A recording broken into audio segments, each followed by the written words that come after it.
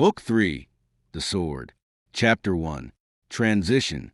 You may agree, wrote André-Louis from Paris to Le Chapelier in a letter which survives, that it is to be regretted I should definitely have discarded the livery of Scaramouche, since clearly there could be no livery fitter for my wear. It seems to be my part always to stir up strife, and then to slip away before I am caught in the crash of the warring elements I have aroused. It is a humiliating reflection. I seek consolation in the reminder of Epictetus. Do you ever read Epictetus? That we are but actors in a play of such a part as it may please the director to assign us. It does not, however, console me to have been cast for a part so contemptible, to find myself excelling ever in the art of running away. But if I am not brave, at least I am prudent, so that where I lack one virtue, I may lay claim to possessing another almost excess.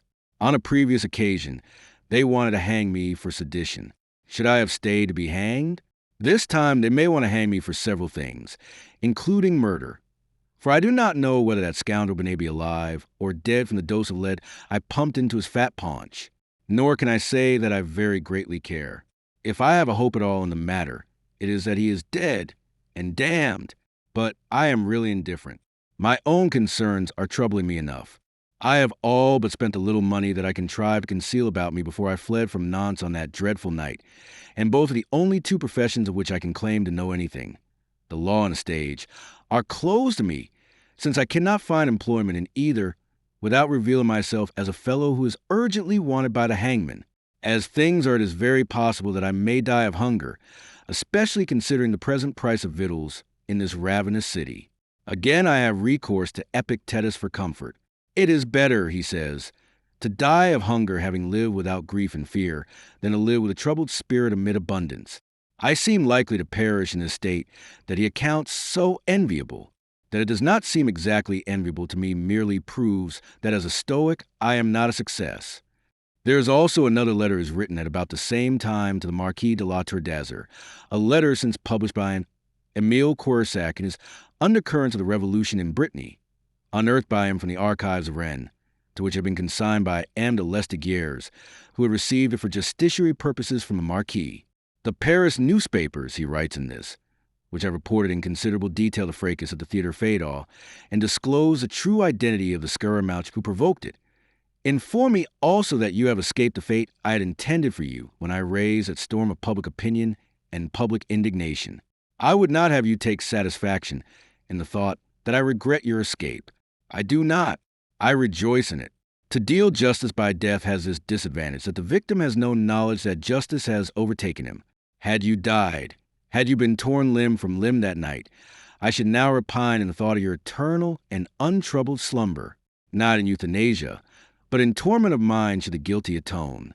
You see, I am not sure that hell hereafter is a certainty, whilst I am quite sure that it can be a certainty in this life. And I desire you to continue to live yet a while that you may taste something of its bitterness. You murdered Philippe de Vilmorin because you feared what you described as his very dangerous gift of eloquence. I took an oath that day that your evil deed should be fruitless, that I would render it so, that the voice you had done murder to stifle should in spite of that ring like a trumpet through the land. That was my conception of revenge. Do you realize how I have been fulfilling it, how I shall continue to fulfill it as occasion offers? In the speech with which I fired the people of Rennes on the very morrow of that deed, did you not hear the voice of Philippe de Vilmorin uttering the ideas that were his with a fire and a passion greater than he could have commanded because Nemesis lent me her inflaming aid? In the voice of Omnes Omnibus at Nantes my voice again, demanding petition that sounded the knell of your hopes of coercing the Third Estate, did you not hear again the voice of Philippe de Vilmorin? Did you not reflect that was the mind of the man you had murdered, resurrected in me a surviving friend, which made necessary your futile attempt under arms last January, wherein your order finally beaten, was driven to seek sanctuary in the Cordelier convent? And that night when from the stage of the Feydeau you were denounced to the people, did you not hear yet again, in the voice of Scaramouche, the voice of Philippe de Vilmorin, using that dangerous gift of eloquence which you so foolishly imagined you could silence with a sword thrust? It is becoming a persecution, is it not? This voice from the grave that insists upon making itself heard, that will not rest until you have been cast into the pit. You will be regretting by now that you did not kill me too, as I invited you on that occasion. I can picture to myself the bitterness of this regret, and I contemplate it with satisfaction. Regret a neglected opportunity is the worst hell that a living soul can inhabit, particularly such a soul as yours. It is because of this that I am glad to know that you survived the riot at the Fade-Off, although at the time it was no part of my intention that you should. Because of this, I am content that you should live to enrage and suffer in the shadow of your evil deed, knowing at last, since you had not hitherto the wit to discern it for yourself, that the voice of Philippe de Vilmorin will follow you to denounce you ever more loudly, ever more insistently, until having lived in dread you shall go down in blood under the just rage which your victim's dangerous gift of eloquence is kindling against you. I find it odd that he should have omitted from this letter all mention of André-Louis Moreau, and I am disposed to account at least a partial insincerity that he should have assigned entirely to his self-imposed mission, and not at all to his lacerated feelings in the matter of Clymene, the action which he had taken at the Fade-Off. Those two letters, both written in April of that year, 1789, had for only immediate effect to increase the activity with which André-Louis Moreau was being sought. Le Chapelier would have found him so as to lend him assistance, to urge upon him once again that he should take up a political career. The electors of Nantes would have found him. At least, they would have found Omnes Omnibus, of whose identity with himself they were still in ignorance, on each of the several occasions when a vacancy occurred in their body. And the Marquis de La Tour d'Azur and M. de Lesdiguières would have found him that they might send him to the gallows. With a purpose no less vindictive was he being sought by M. Benet, now unhappily recovered from his wound, to face completest ruin. His troop had deserted him during his illness, and reconstituted under the direction of Polichinelle. It was now striving with tolerable success to continue upon the lines which André-Louis had laid down. M. Le Marquis, prevented by the riot from expressing in person to Benet's purpose of making an end of their relations, had been constrained to write to her to that effect from Azur a few days later. He tempered the blow by enclosing in discharge of all liabilities a bill on the Caisse d'Escompte for 100 louis. Nevertheless, it almost crushed the unfortunate, and it enabled her father, when he recovered, to enrage her by pointing out that she owed this turn of events to the premature surrender she had made in defiance of his sound worldly advice. Father and daughter alike were left to assign the Marquis' desertion, naturally enough, to the riot at the Fade-Off. They laid that with the rest of the account of Scaramouche, and were forced in bitterness to admit that the scoundrel had taken a superlative revenge. Clymene may even have come to consider that it would have paid her better to have run a straight course with Scaramouche, and by marrying him to have trusted his undoubted talents to place her on the summit to which her ambition urged her, and to which it was now futile for her to aspire. If so, that reflection must have been her sufficient punishment. For, as André-Louis so truly says, there is no worse hell than that provided by the regrets for wasted opportunities. Meanwhile, the fiercely sought André-Louis Moreau had gone to earth completely for present, and the brisk police of Paris, urged on by the king's lieutenant from Rennes, hunted for him in vain. Yet he might have been found in a house in the Rue du Hazard within a stone's throw of the Palais Royal, whither purest chance had conducted him. That which in his letter to Le Chapelier he represents as a contingency of the near future was, in fact, the case in which already he found himself. He was destitute. His money was exhausted, including that procured by the sale of such articles of adornment as were not of absolute necessity. So desperate was his case that strolling one gusty April morning down the Rue du Hazard with his nose in the wind, looking for what might be picked up, he stopped to read a notice outside the door of a house on the left side of the street as you approached the Rue de Richelieu. There was no reason why he should have gone down the Rue du Hazard. Perhaps its name attracted him, as appropriate to his case. The notice, written in a big round hand, announced that a young man of good address with some knowledge of swordsmanship was required by M. Bertrand de Amos on the second floor. Above this notice was a black oblong board, and on this a shield, which in vulgar terms may be described as red, charged with 2 swords crossed and 4 fleurs de lis, one in each angle of the saltire. Under the shield, in letters of gold, ran the legend. André-Louis stood considering. He could claim, he thought, to possess the qualifications demanded. He was certainly young, and he believed of tolerable address, whilst the fencing lessons he had received in Nantes had given him at least an elementary knowledge of swordsmanship. The notice looked as if it had been pinned there some days ago, suggesting that applicants to the post were not very numerous. In that case, perhaps M. Bertrand de Amos would not be too exigent. And anyway, André-Louis had not eaten for 420 hours, and whilst the employment here offered, the precise nature which he was yet to ascertain, did not appear to be such as André-Louis would deliberately have chosen, he was in no case now to be fastidious. Then, too, he liked the name of Bertrand de Amos. It felicitously combined suggestions of chivalry and friendliness. Also, the man's profession being of a kind that is flavored with romance, it was possible that Bertrand de Amos would not ask too many questions. In the end, he climbed to the second floor. On the landing, he paused outside a door on which was written Academy of Bertrand de Amos. He pushed this open and found himself in a sparsely furnished, untenanted antechamber. From a room beyond, the door which was closed, came the stamping of feet, the click and slither of steel upon steel, and dominating these sounds a vibrant, sonorous voice speaking a language that was certainly French, but such French as is never heard outside a fencing school. Calais, mais Calais donc. So, now the flanconnade en carte, and here's a riposte. Let's begin again. Come, the ward of tierce. Make the coup, and then the quinte dessus les armes. Oh, mes allonges, allez au fond, the voice cried in expostulation. Come, that was better. The blade ceased. Remember, the hand in pronation, the elbow not too far out. That will do for today. On Wednesday, we shall see you tire more. It is more deliberate. Speed will follow when the mechanism of the movements is more assured. Another voice murmured in answer. The steps moved aside. The lesson was at an end. André-Louis tapped on the door. It was opened by a tall, slender, gracefully proportioned man of perhaps 40. Black silk breeches and stockings ending in light shoes clothed him from the waist down. Above, he was encased to the chin in a closely fitting plastron of leather. His face was aquiline and swarthy, his eyes full and dark, his mouth firm, and his clubbed hair was a lustrous blackwood here, and there a thread of silver showing. In the crook of his left arm, he carried a fencing mask, a thing of leather with a wire grating to protect the eyes. His keen glance played over André-Louis from head to foot. Monsieur? He inquired politely.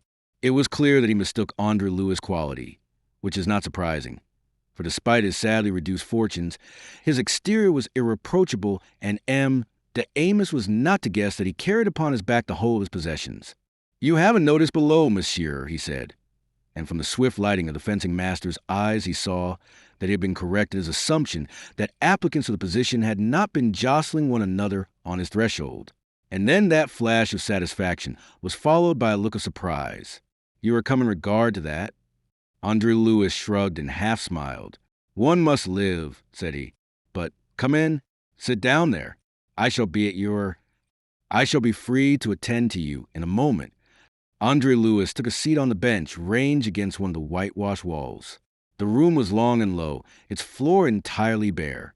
Plain wooden forms such as that which he occupied were placed here and there against the wall. These last were plastered with fencing trophies, masks, crossfoils, stuffed plastrons, and a variety of swords, daggers, and targets, belonging to a variety of ages and countries. There was also a portrait of an obese, big-nosed gentleman in an elaborately curled wig, wearing the blue ribbon of the Saint Esprit, in whom André-Louis recognized the king. And there was a framed parchment, de Amos certificate from the King's Academy. A bookcase occupied one corner, and near this, facing the last of 4 windows that abundantly lighted the long room, there was a small writing table and an armchair. A plump and beautifully dressed young gentleman stood by this table in the act of resuming coat and wig. De Amos sauntered over to him, moving, thought André-Louis, with extraordinary grace and elasticity, and stood in talk with him whilst also assisting him to complete his toilet. At last the young gentleman took his departure, mopping himself with a fine kerchief that left a trail of perfume on the air. De Amos closed the door and turned to the applicant, who rose at once. Where have you studied? Quoth the fencing master abruptly. Studied? André-Louis was taken aback by the question. Oh, at Louis-le-Grand. De Amos frowned, looking up sharply as if to see whether his applicant was taking the liberty of amusing himself. In heaven's name, I am not asking you where you did your humanities, but in what academy you studied fencing. Oh, fencing. It had hardly ever occurred to André-Louis that the sword ranked seriously as a study. I never studied it very much. I had some lessons in the country once. The master's eyebrows went up. But then, he cried, why trouble to come up 2 flights of stairs? He was impatient. The notice does not demand a high degree of proficiency. If I am not proficient enough, yet knowing the rudiments I can easily improve. I learn most things readily. André-Louis commended himself. For the rest, I possess the other qualifications. I am young, as you observe, and I leave you to judge whether I am wrong in assuming that my address is good. I am by profession a man of the robe, though I realize that the motto here is Sidat toga armis. De Amos smiled approvingly. Undoubtedly the young man had a good address, and a certain readiness of wit, it would appear. He ran a critical eye over his physical points. What is your name? He asked. André-Louis hesitated a moment. André-Louis, he said. The dark. Keen eyes conned him more searchingly. Well, André-Louis what? Just André-Louis. Louis is my surname. Oh, an odd surname. You come from Brittany by your accent. Why did you leave it? To save my skin, he answered, without reflecting, and then made haste to cover the blunder. I have an enemy, he explained. De Amos frowned, stroking his square chin. You ran away? You may say so. A coward? I don't think so. And then he lied romantically. Surely a man who lived by the sword should have a weakness for the romantic. You see, my enemy is a swordsman of great strength, the best blade in the province, if not the best blade in France. That is his repute. I thought I would come to Paris to learn something of the art, and then go back and kill him. That, to be frank, is why your notice attracted me. You see, I have not the means to take lessons otherwise. I thought to find work here in the law, but I have failed. There are too many lawyers in Paris as it is, and whilst waiting I consumed the little money that I had, so that, enfin, your notice seemed to me something to which a special providence had directed me. The Amos gripped him by the shoulders and looked into his face. Is this true, my friend? He asked. Not a word of it, said André-Louis, wrecking his chances on an irresistible impulse to say the unexpected. But he didn't wreck them. The Amos burst into laughter, and having laughed his fill, confessed himself charmed by his applicant's fundamental honesty. Take off your coat, he said, and let us see what you can do. Nature, at least, designed you for a swordsman. You are light, active, and supple with a good length of arm, and you seem intelligent. I may make something of you, teach you enough for my purpose, which is that you should give the element of the art to new pupils before I take them in hand to finish them. Let us try. Take that mask and foil, and come over here. He led him to the end of the room, where the bare floor was scored with lines of chalk to guide the beginner in the management of his feet. At the end of a 10-minute bout, de Amos offered him the situation and explained it. In addition to imparting the rudiment of the art to beginners, he was to brush out the fencing room every morning, keep the foils furbished, assist a gentleman who came for lessons to dress and undress, and make himself generally useful. His wages for the present were to be 40 livres a month, and he might sleep in an alcove behind the fencing room if he had no other lodging. The position, you see, had its humiliations, but if André-Louis will hope to dine, he must begin by eating his pride as an hors d'oeuvre. And so, he said, controlling a grimace, the robe yields not only to the sword, but to the broom as well. Be it so. I stay. It is characteristic of him that, having made that choice, he should have thrown himself into the work with enthusiasm. It was ever his way to do whatever he did with all the resources of his mind and energies of his body. When he was not instructing very young gentlemen in the elements of the art, showing them the elaborate and intricate salute, which with a few days' hard practice he had mastered perfection, and the 8 guards, he was himself hard at work on those same guards, exercising eye, wrist, and knees. Perceiving his enthusiasm and seeing the obvious possibilities that opened out of turning him into a really effective assistant, de Amos presently took him more seriously in hand. Your application and zeal, my friend, are deserving of more than 40 livres a month, the master informed him at the end of a week. For the present, however, I will make up what else I consider due to you by imparting to you secrets of this noble art. Your future depends upon how you profit by your exceptional good fortune in receiving instruction from me. Thereafter, every morning before the opening of the academy, the master would fence for half an hour with his new assistant. Under this really excellent tuition, André-Louis improved at a rate that both astounded and flattered M. de Amos.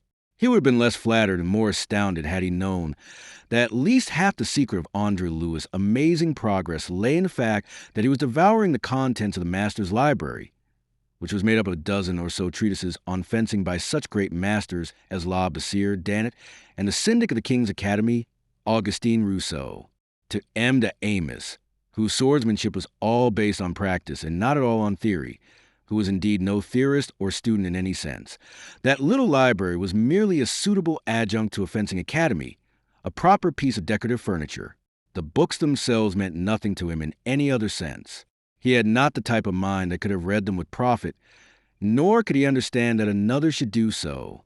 André-Louis, on the contrary, a man with a habit of study, with the acquired faculty of learning from books, read those works with enormous profit, kept their precepts in mind, critically set off those of one master against those of another, and made for himself a choice which he proceeded to put into practice.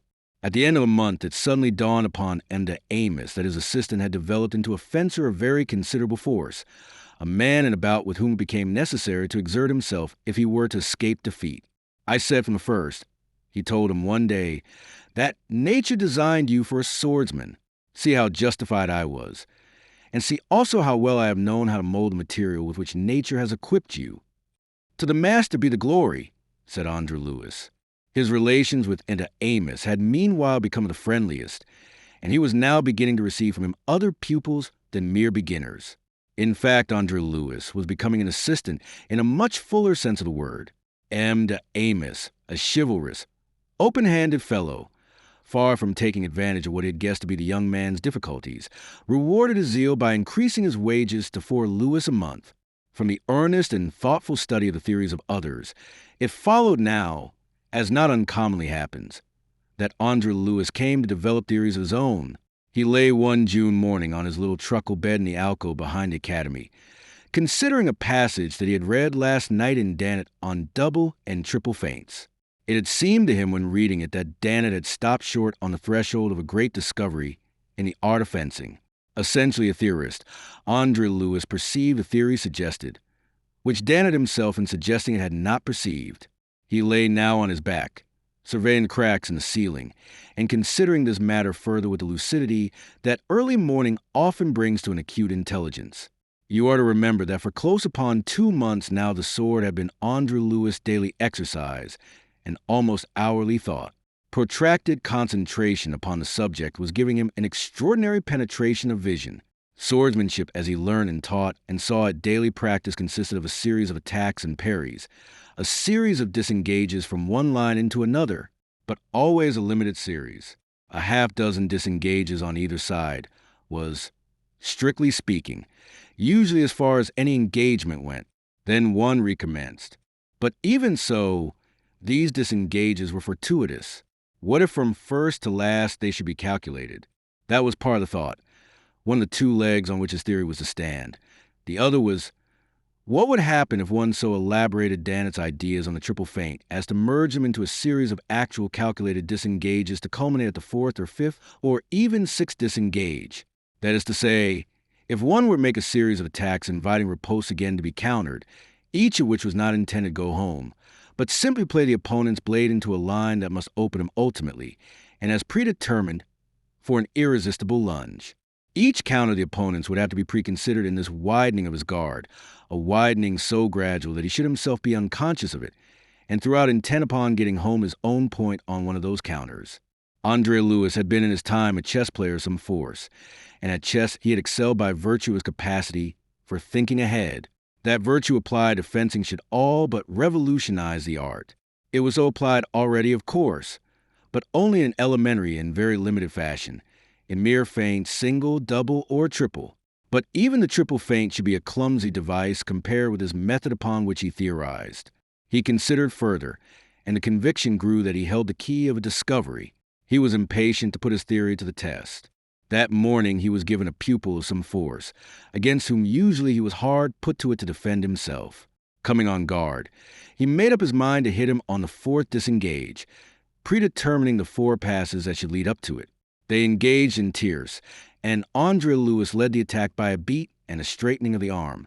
Came the demi-contre he expected, which he promptly countered by a thrust and quinte. This being countered again, he re-entered still lower, and being again correctly parried, as he had calculated, he lunged swirling his point into cart, and got home full upon his opponent's breast. The ease of it surprised him. They began again. This time he resolved to go in on the 5th disengage, and then on that he went with the same ease. Then, complicating the matter further, he decided to try the 6th, and worked out in his mind a combination of the 5 preliminary engages. Yet again he succeeded as easily as before. The young gentleman opposed to him laughed with just a tinge of mortification in his voice. "I am all to pieces this morning," he said.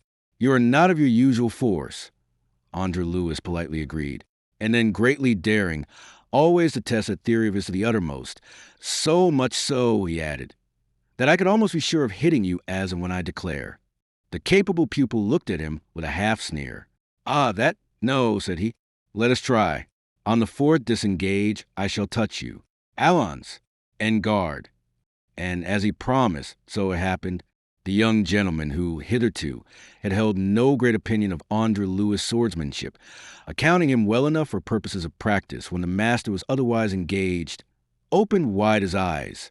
In a burst of mingled generosity and intoxication, André-Louis was almost disclosing his method, a method which a little later was to become a commonplace of the fencing rooms. Betimes he checked himself. To reveal his secret would be to destroy the prestige that must accrue to him from exercising it. At noon, the academy being empty, M. de Amos called André-Louis to one of the occasional lessons which he still received. And for the first time in all his experience with André-Louis, M. de Amos received from him a full hit in the course of the first bout. He laughed, well pleased, like the generous fellow he was. "Aha! You are improving very fast, my friend." He still laughed, though not so well pleased, when he was hit in the second bout. After that he settled down to fight in earnest, with the result that André-Louis was hit 3 times in succession.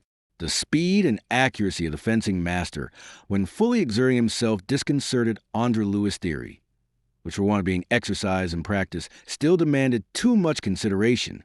But that his theory was sound, he accounted fully established, and with that, for the moment, he was content. It remained only to perfect by practice the application of it. To this he now devoted himself with the passionate enthusiasm of the discoverer. He confined himself to a half-dozen combinations, which he practiced assiduously until each had become almost automatic, and he proved their infallibility upon the best among M. de Amos' pupils. Finally, a week or so after that last bout of his with de Amos, the master called him once more practice. Hit again in the first bout, the master set himself to exert all his skill against his assistant. But today it availed him nothing before André-Louis' impetuous attacks. After the third hit, M. de Amos stepped back and pulled off his mask. "What's this?" he asked. He was pale, and his dark brows were contracted in a frown. Not in years had he been so wounded in his self-love. "Have you been taught a secret bot?" He had always boasted that he knew too much about the sword to believe any nonsense about secret bots, but this performance of André-Louis had shaken his convictions on that score. "No," said André-Louis. "I have been working hard, and it happens that I fence with my brains. So I perceive, well, I think I have taught you enough, my friend. I have no intention of having an assistant who is superior to myself." "Little danger of that," said André-Louis, smiling pleasantly. "You have been fencing hard all morning, and you are tired, whilst I, having done little, am entirely fresh. That is the only secret of my momentary success." His tact and the fundamental good nature of M. de Amos prevented the matter from going farther along the road it was almost threatening to take. And thereafter, when they fenced together, André-Louis, who continued daily to perfect his theory into an almost infallible system, saw to it that M. de Amos always scored against him at least 2 hits for every one his own.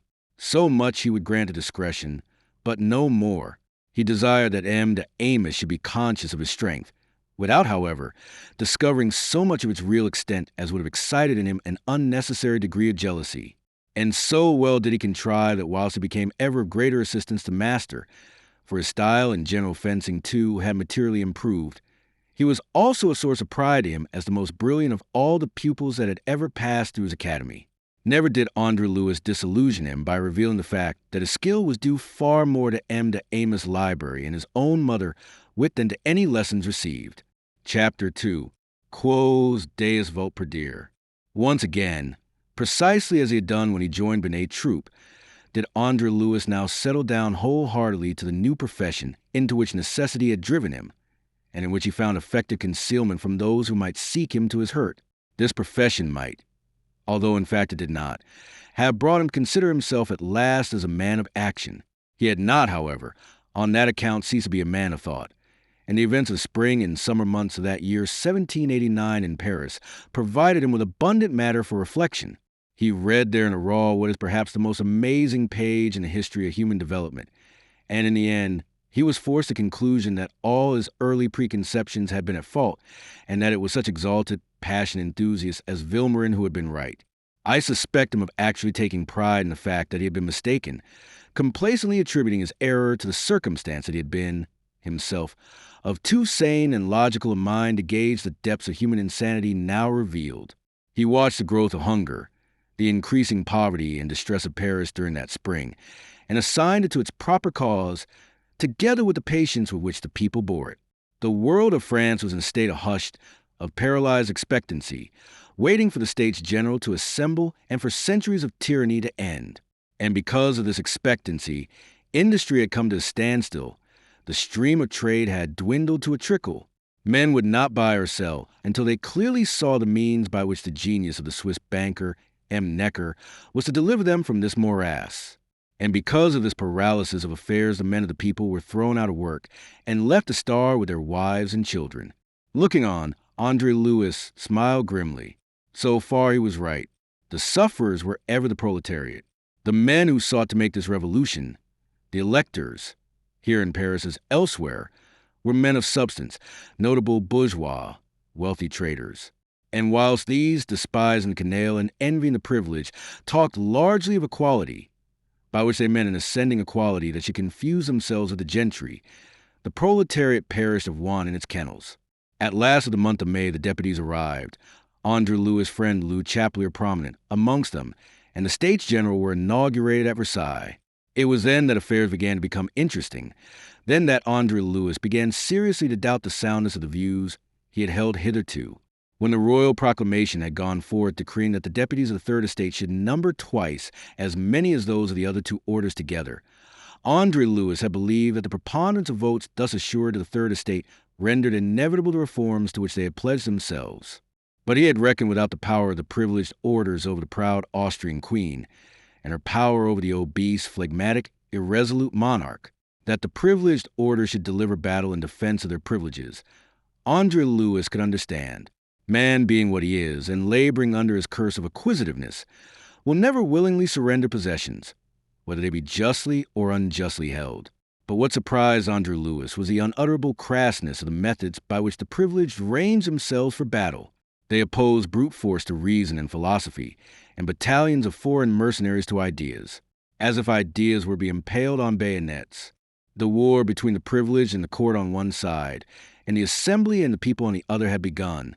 The Third Estate contained itself and waited with the patience of nature, waited a month whilst, with the paralysis of business now complete, the skeleton hand of famine took a firmer grip of Paris, waited a month whilst privilege gradually assembled an army in Versailles to intimidate it, an army of 15 regiments, 9 of which were Swiss and German, and mounted a park of artillery before the building in which the deputies sat. But the deputies refused to be intimidated. They refused to see the guns and foreign uniforms. They refused to see anything but the purpose for which they had been brought together by royal proclamation. Thus until the 10th of June, when that great thinker and metaphysician, the Abbé Sieyes, gave the signal. "It is time," said he, "to cut the cable." And the opportunity came soon, at the very beginning of July. M. du Châtelet, a harsh, haughty disciplinarian, proposed to transfer the 11 French guards placed under arrest from a military jail of the Abbaye to the filthy prison of Bicêtre, reserved for thieves and felons of the lowest order. Word of that intention going forth. The people at last met violence with violence.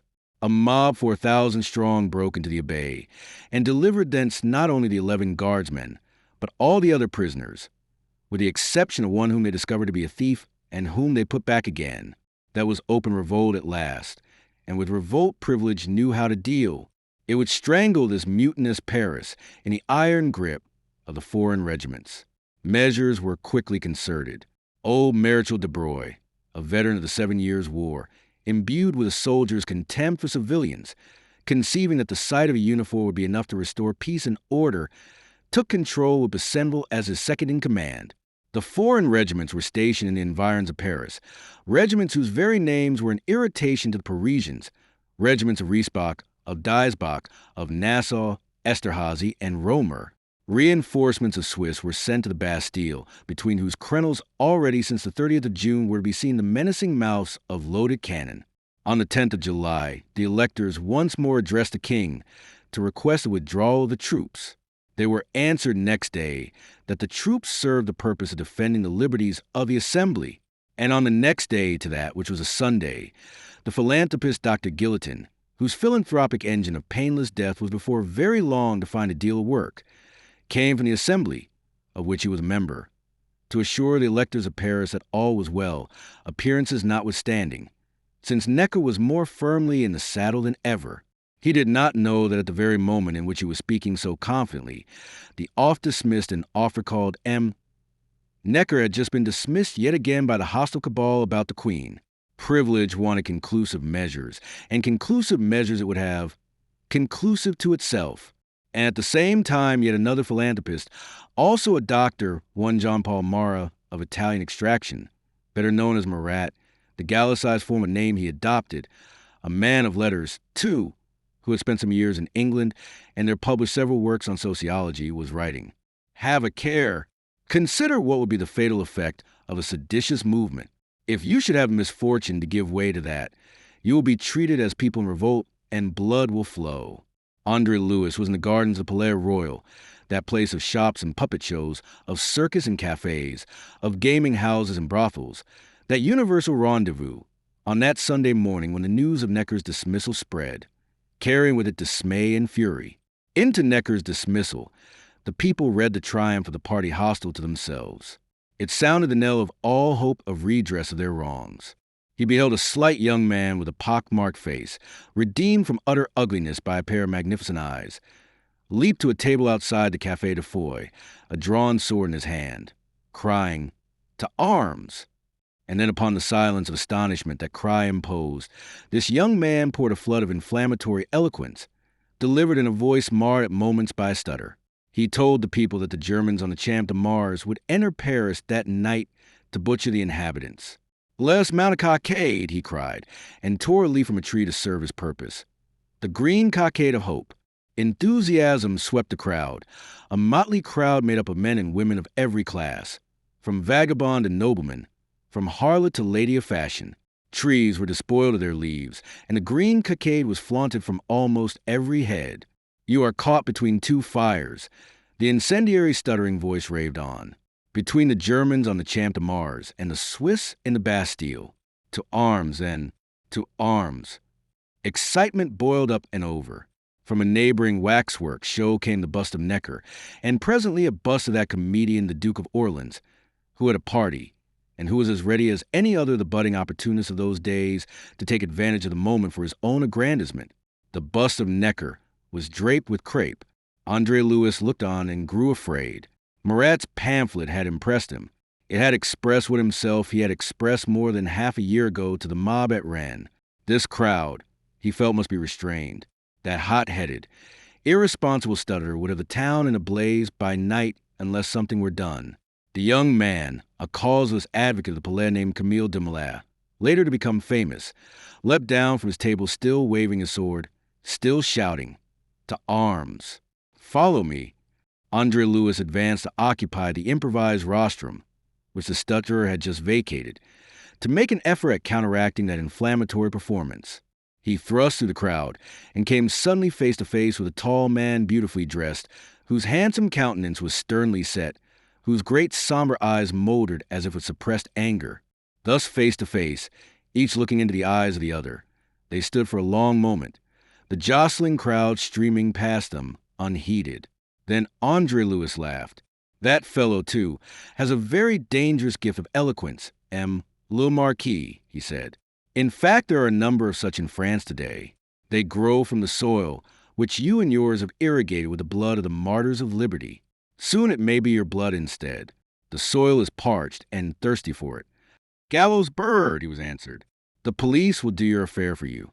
I shall tell the lieutenant general that you are to be found in Paris. My God, man, cried André-Louis. Will you never get sense? Will you talk like that of lieutenant generals when Paris itself is likely to tumble about your ears or take fire under your feet? Raise your voice, Le Marquis. Denounce me here. To these, you will make a hero of me in such an hour as this. Or shall I denounce you? I think I will. I think it is high time you receive your wages. Hi, you others, listen to me. Let me present you to... A rush of men hurtled against him, swept him along with them, do what he would, separating him from M. de la Tour d'Azur, so oddly met. He sought to breast a human torrent. The Marquis, caught in an eddy of it, remained where he had been, and André-Louis' last glimpse of him was a man smiling with tight lips, an ugly smile. Meanwhile, the gardens were emptying in the wake of that stuttering firebrand who had mounted the green cockade.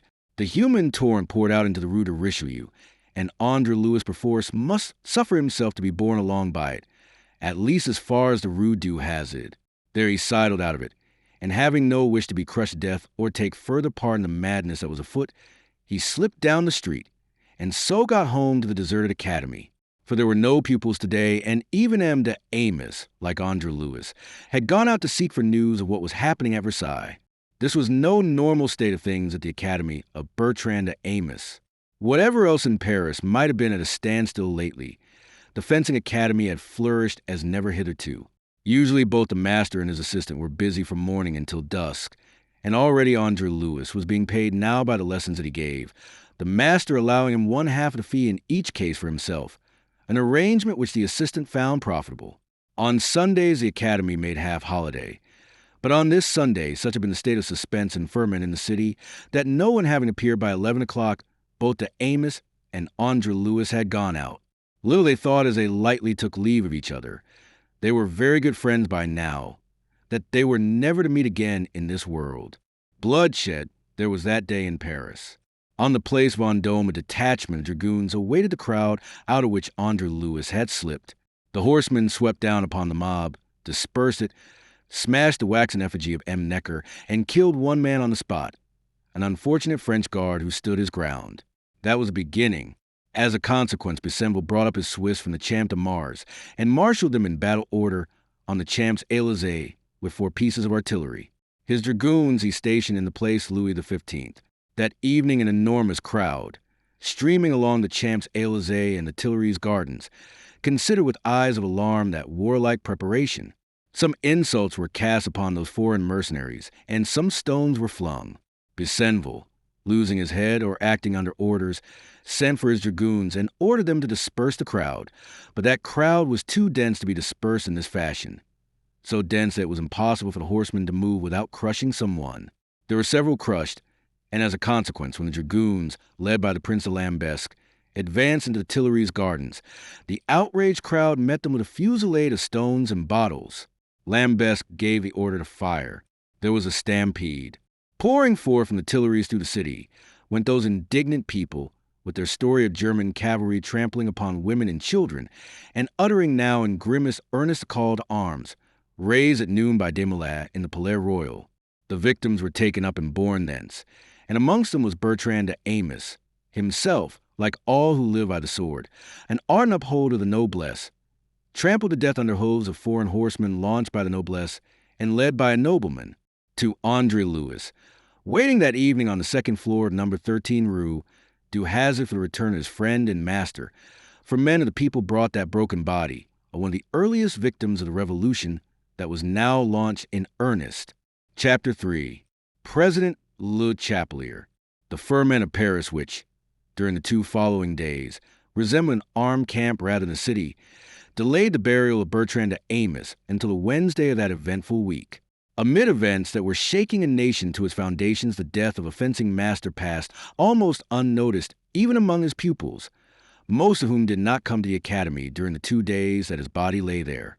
Some few, however, did come, and these conveyed the news to others, with the result that the master was followed to Père Lachaise by a score of young men, at the head of whom, as chief mourner, walked André-Louis. There were no relatives to be advised so far as André-Louis was aware, although within a week of M. de Amos' death, a sister turned up from Passy to claim his heritage. This was considerable, for the master had prospered and saved money, most of which was invested in the company de O's and the national debt. André-Louis consigned her to the lawyers and saw her no more. The death of de Amos left him with so profound a sense of loneliness and desolation that he had no thought or care for the sudden access of fortune which had automatically procured him. To the master's sister might fall such wealth as he had amassed, but André-Louis succeeded to the mine itself from which that wealth had been extracted, the fencing school in which by now he was himself so well established as an instructor that its numerous pupils looked to him to carry it forward successfully as its chief. And never was there a season in which fencing academies knew such prosperity as in these troubled days, when every man was sharpening his sword and schooling himself in the uses of it. It was not until a couple weeks later that André-Louis realized what had really happened to him, and he found himself at the same time an exhausted man, for during that fortnight he had been doing the work of 2. If he had not hit upon the happy expedient of pairing off his more advanced pupils to fence with each other, himself standing by to criticize, correct, and otherwise instruct, he must have found the task utterly beyond his strength. Even so, it was necessary for him to fence some 6 hours daily, and every day he brought arrears of lassitude from yesterday until he was in danger of succumbing under the increasing burden of fatigue. In the end, he took an assistant to deal with beginners, who gave the hardest work. He found him readily enough by good fortune in one of his own pupils named Duc.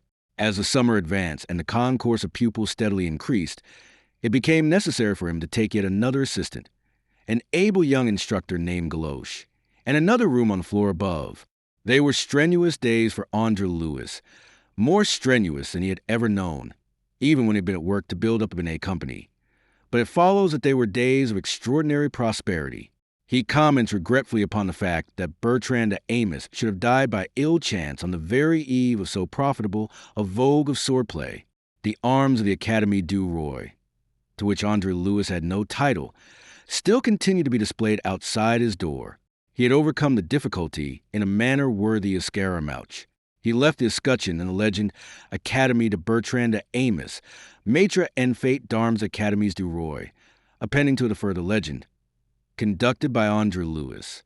With little time now in which to go abroad, it was from his pupils and the newspapers, of which a flood had risen in Paris with the establishment of the freedom of the press, that he learned of the revolutionary processes around him, following upon, as a measure of anticlimax, the fall of the Bastille that had happened whilst M. de Amos lay dead, on the day before they buried him, and was indeed the chief reason of the delay in his burial. It was an event that had its inspiration in that ill-considered charge of Prince Lambesc, in which the fencing master had been killed. The outraged people had besieged the electors in the Hôtel de Ville, demanding arms with which to defend their lives from these foreign murderers hired by despotism. And in the end, the electors had consented to give them arms, or, rather, for arms that had none to give, to permit them to arm themselves. Also it had given them a cockade of red and blue, the colors of Paris. Because these colors were also those of the liveries of the Duke of Orleans, white was added to them, the white of the ancient standard of France, and thus was the tricolor born. Further, a permanent committee of electors was appointed to watch over public order. Thus empowered, the people went to work with such good effect that within 36 hours 60,000 pikes had been forged. At 9 o'clock on Tuesday morning, 30,000 men were before the Invalides. By 11 o'clock, they had ravished it of its store of arms amounting to some 30,000 muskets, whilst others had seized the arsenal and possessed themselves of powder. Thus they prepared to resist the attack that from 7 points was to be launched that evening upon the city. But Paris did not wait for the attack. It took the initiative. Mad with enthusiasm, it conceived the insane project of taking that terrible, menacing fortress, the Bastille. And what is more, it succeeded, as you know, before 5 o'clock that night, aided in the enterprise by the French guards with cannon. The news of it, borne to Versailles by Lambesc in flight with his dragoons before the vast armed force that had sprouted from the paving stones of Paris, gave the court pause. The people were in possession of the guns captured from the Bastille.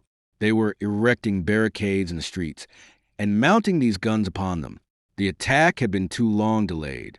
It must be abandoned, since now it could lead only to fruitless slaughter that must further shake the already sorely shaken prestige of royalty. And so the court, growing momentarily wise again under the spur of fear, preferred to temporize. Necker should be brought back yet once again. The 3 orders should sit united as the National Assembly demanded. It was a complete surrender of force to force, the only argument. The king went alone to inform the National Assembly of that 11th hour resolve, to the great comfort of its members, who viewed with pain and alarm the dreadful state of things in Paris.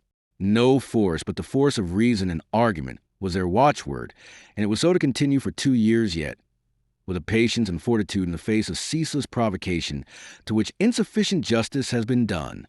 As the king was leaving the assembly, a woman, embracing his knees, gave tongue to what might well be the question of all France. "Ah, sire, are you really sincere? Are you sure they will not make you change your mind?" Yet no such question was asked when a couple of days later the king, alone and unguarded save by the representatives of the nation, came to Paris to complete the peacemaking, the surrender of privilege. The court was filled with terror by the adventure. Were they not the enemy, these mutinous Parisians? And should a king go thus among his enemies? If he shared some of that fear, as the gloom of it might lead us to suppose, he must have found it idle. What if 200,000 men under arms, men without uniforms and with the most extraordinary motley of weapons ever seen, awaited him? They awaited him as a guard of honor. Mayor Bailey at the barrier presented him with the keys of the city. These are the same keys that were presented to Henri IV. He had reconquered his people. Now the people have reconquered their king. At the Hotel de Ville, Mayor Bailey offered him the new cockade, the tricolored symbol of constitutional France. And when he had given his royal confirmation to the formation of the Garde Bourgeois and to the appointments of Bailey and Lafayette, he departed again for Versailles amid the shouts of "Vive le Roi" from his loyal people. And now you see privilege, before the cannon's mouth, as it were, submitting at last, where had they submitted sooner, they might have saved oceans of blood, chiefly their own.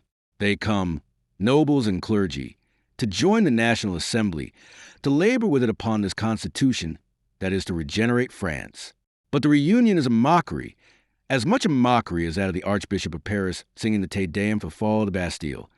Most grotesque and incredible of all these grotesque and incredible events, all that has happened to the National Assembly is that it has introduced 500 or 600 enemies to hamper and hinder its deliberations. But all this is an oft-told tale, to be read in detail elsewhere. I give you here just so much of it as I found in André-Louis' own writings, almost in his own words, reflecting the changes that were operated in his mind.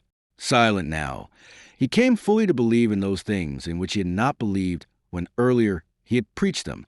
Meanwhile, together with the change in his fortune had come a change in his position toward the law, a change brought about by the other changes wrought around him. No longer need he hide himself.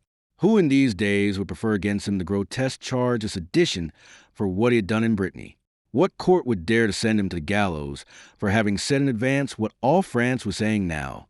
As for that other possible charge of murder, who should concern himself with the death of the miserable Benet killed by him, if indeed he had killed him, as he hoped, in self-defense? And so one fine day in early August, André-Louis gave himself a holiday from the academy, which was now working smoothly under his assistance, hired a chaise and drove out to Versailles to the Café d'Amaury, which he knew for the meeting place of the Club Breton, the seed from which was to spring that society of the Friends of the Constitution, better known as the Jacobins. He went to seek Le Chapelier, who had been one of the founders of the club, a man of great prominence now, president of the Assembly in this important season, when it was deliberating upon the Declaration of the Rights of Man. Lou Chaplier's importance was reflected in the sudden servility of the shirt-sleeved, white-aproned waiter of whom André-Louis inquired for the representative. Lou Chaplier was above stairs with friends. The waiter desired to serve the gentleman, but hesitated to break in upon the assembly in which Lou Depute found himself. André-Louis gave him a piece of silver to encourage him to make the attempt. Then he sat down at a marble-topped table by the window, looking out over the wide tree-encircled square. There, in that common room of the cafe, deserted at this hour of mid-afternoon, the great man came to him. Less than a year ago, he had yielded precedence to André-Louis in a matter of delicate leadership. Today, he stood on the heights, one of the great leaders of the nation in travail, and André-Louis was deep down in the shadows of the general mass. The thought was in the minds of both as they scanned each other, each noting in the other the marked change that a few months had wrought. In Lou Chaplier, André-Louis observed certain heightened refinements of dress that went with certain subtler refinements of countenance. He was thinner than of old. His face was pale, and there was a weariness in the eyes that considered his visitor through a gold-rimmed spyglass. In André-Louis, those jaded but quick-moving eyes of the Breton deputy noted changes even more marked. The almost constant swordsmanship of these last months had given André-Louis a grace of movement, a poise, and a curious, indefinable air of dignity, of command. He seemed taller by virtue of this, and he was dressed with an elegance which if quiet was none the less rich. He wore a small silver-hilted sword, and wore it as if used to it, and his black hair that Le Chaplier had never seen other than fluttering lank about his bony cheeks was glossy now and gathered into a club. Almost he had the air of a petit maître. In both, however, the changes were purely superficial, as each was soon to reveal to the other. Lou Chaplier was ever the same direct and downright Breton, abrupt of manner and of speech. He stood smiling a moment in mingled surprise and pleasure, then opened wide his arms. They embraced under the awe-stricken gaze of the waiter, who at once effaced himself. André-Louis, my friend, whence do you drop? We drop from above. I come from below to survey at close quarters one who is on the heights. On the heights, but that you willed it so, it is yourself might now be standing in my place. I have a poor head for heights, and I find the atmosphere too rarefied. Indeed, you look none too well on it yourself, Isaac. You are pale. The assembly was in session all last night. That is all. These damned, privileged multiply our difficulties. They will do so until we decree their abolition. They sat down. Abolition? You contemplate so much? Not that you surprise me. You have always been an extremist. I contemplate it that I may save them. I seek to abolish them officially, so as to save them from abolition of another kind at the hands of a people they exasperate. I see. And the king? The king is the incarnation of the nation. We shall deliver him together with the nation from the bondage of privilege. Our Constitution will accomplish it. You agree? André-Louis shrugged. Does it matter? I am a dreamer in politics, not a man of action. Until lately, I have been very moderate, more moderate than you think. But now, almost I am a Republican. I have been watching, and I have perceived that this king is just nothing, a puppet who dances according to the hand that pulls the string. This king, you say? What other king is possible? You are surely not of those who weave dreams about Orleans? He has a sort of party, a following largely recruited by the popular hatred of the queen and the known fact that she hates him. There are some who have thought of making him regent. Some even more. Robespierre is of the number. Who? Asked André-Louis, to whom the name was unknown. Robespierre, a preposterous little lawyer who represents Eris, a shabby, clumsy, timid dullard, who will make speeches through his nose to which nobody listens, an ultra-royalist whom the royalists and the Orleanists are using for their own ends. He has pertinacity, and he insists upon being heard. He may be listened to some day, but that he or the others will ever make anything of Orleans, pish. Orleans himself may desire it, but the man is a eunuch in crime. He would, but he can't. The phrase is Mirabeau's. He broke off to demand André-Louis news of himself. You did not treat me as a friend when you wrote to me, he complained. You gave me no clue to your whereabouts. You represented yourself as on the verge of destitution, and withheld from me the means to come to your assistance. I have been troubled in mind about you André, yet to judge by your appearance, I might have spared myself that. You seem prosperous, assured. Tell me of it. André-Louis told him frankly all that there was to tell. Do you know that you are an amazement to me? Said the deputy. From the robe to the buskin, and now from the buskin to the sword. What will be the end of you, I wonder? The gallows, probably. Pish. Be serious. Why not the toga of the senator in senatorial France? It might be yours now if you had willed it so. The surest way to the gallows of all, laughed André-Louis. At the moment, Le Chapelier manifested impatience. I wonder did the phrase cross his mind that day 4 years later when himself he rode in the death cart to grieve. We are 66 Breton deputies in the assembly. Should a vacancy occur, will you act as suppleant? A word for me together with the influence of your name in Rennes and Nantes, and the thing is done. André-Louis laughed outright. Do you know, Isaac, that I never meet you but you seek to thrust me into politics? Because you have a gift for politics. You were born for politics. Ah, yes, Scaramouche in real life. I played it on the stage. Let that suffice. Tell me, Isaac, what news of my old friend La Tour d'Azur?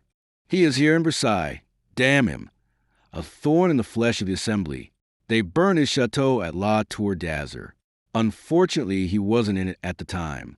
The flames haven't even singed his insolence. He dreams that when this philosophic aberration is at an end, there will be serfs to rebuild it for him. So there has been trouble in Brittany?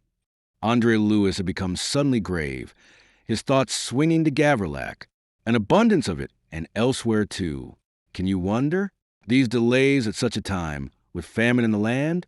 Chateaus have been going up in smoke during the last fortnight. The peasants took their cue from the Parisians and treated every castle as a Bastille. Order is being restored there as here, and they are quieter now. What of Gavrillac? Do you know?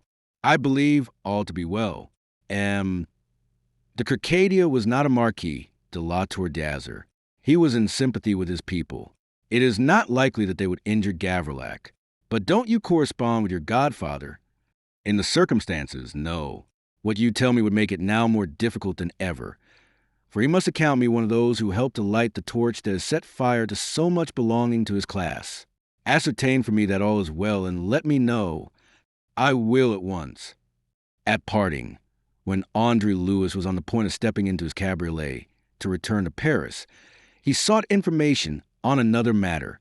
Do you happen to know if M. de La Tour d'Azur has married? He asked.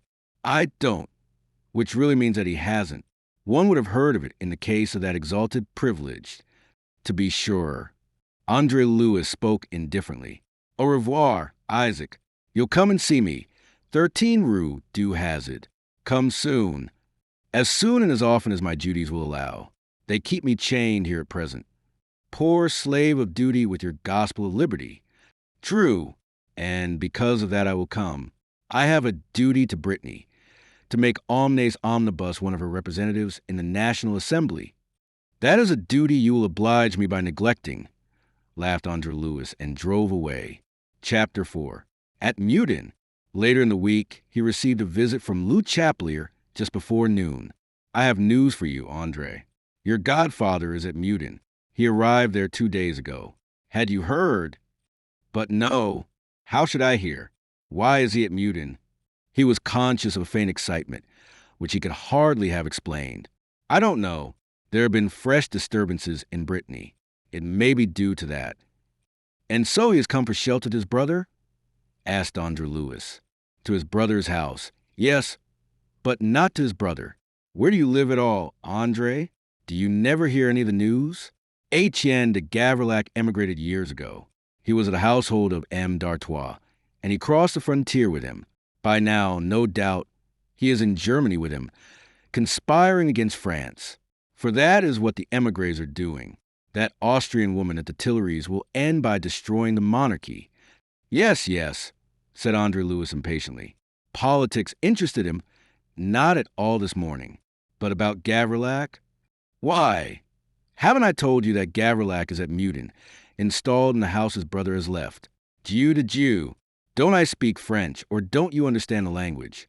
I believe that Rabbi Willett is intended is in charge of Gavrilac. I have brought you the news the moment I received it. I thought you would probably wish to go out to Mudin. Of course, I will go at once, that is, as soon as I can. I can't today, nor yet tomorrow. I am too busy here." He waved a hand toward the inner room, when proceeded the click-click of blades, the quick moving of feet, and the voice of the instructor, Le Duc. Well, that is your own affair. You are busy. I leave you now. Let us dine this evening at the Café de Foy. Cursain will be at the party." A moment. André-Louis' voice arrested him on the threshold. "Is Emily de Circadia with her uncle? How the devil should I know? Go and find out." He was gone, and André-Louis stood there a moment deep in thought. Then he turned and went back to resume with his pupil, the Vicomte de Villeniort, the interrupted exposition of the demi-contre of Danet, illustrating with a small sword the advantages to be derived from its adoption.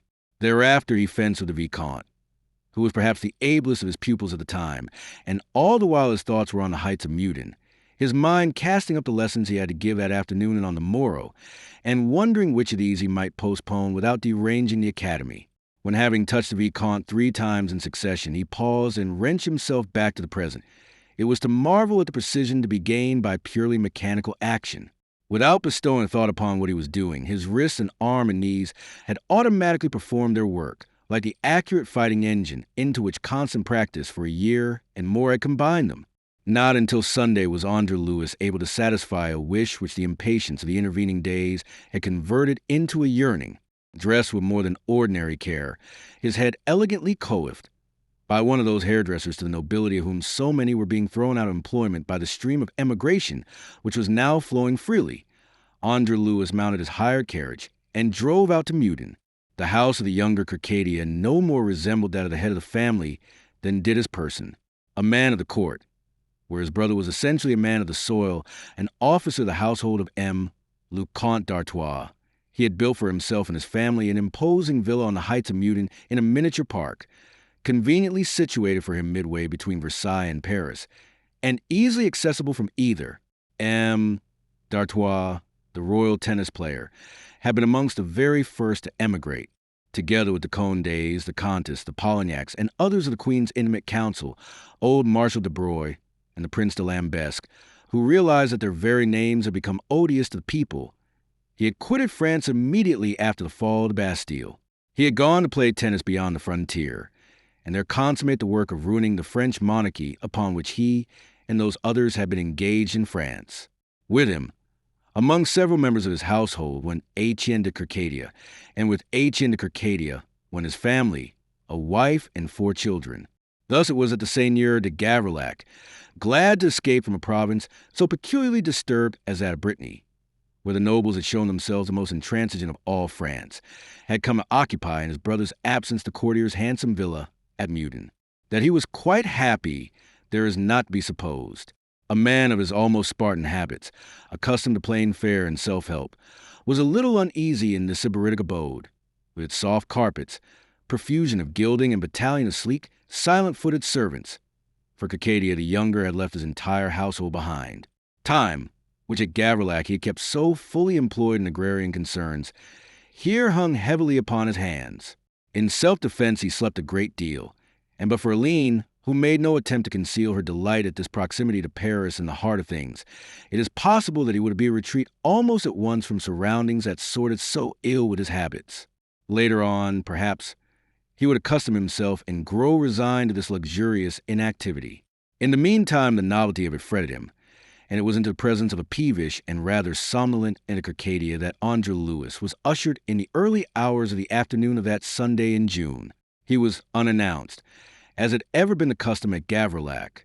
This because Benoit, M. de Circadia's old seneschal, had accompanied his seigneur upon this soft adventure, and was installed, to the ceaseless and but half-concealed hilarity of the impertinent valetale that M. Etienne had left, as his maitre d'hotel here at Mudin. Benoit had welcomed M. André with incoherencies of delight, almost had he gamboled about him like some faithful dog, whilst conducting him to the salon in the presence of the lord of Gavrilac, who would, in the words of Benoit, be ravished to see M. André again. Monseigneur, he cried in a quavering voice, entering a pace or two in advance of the visitor. "It is André.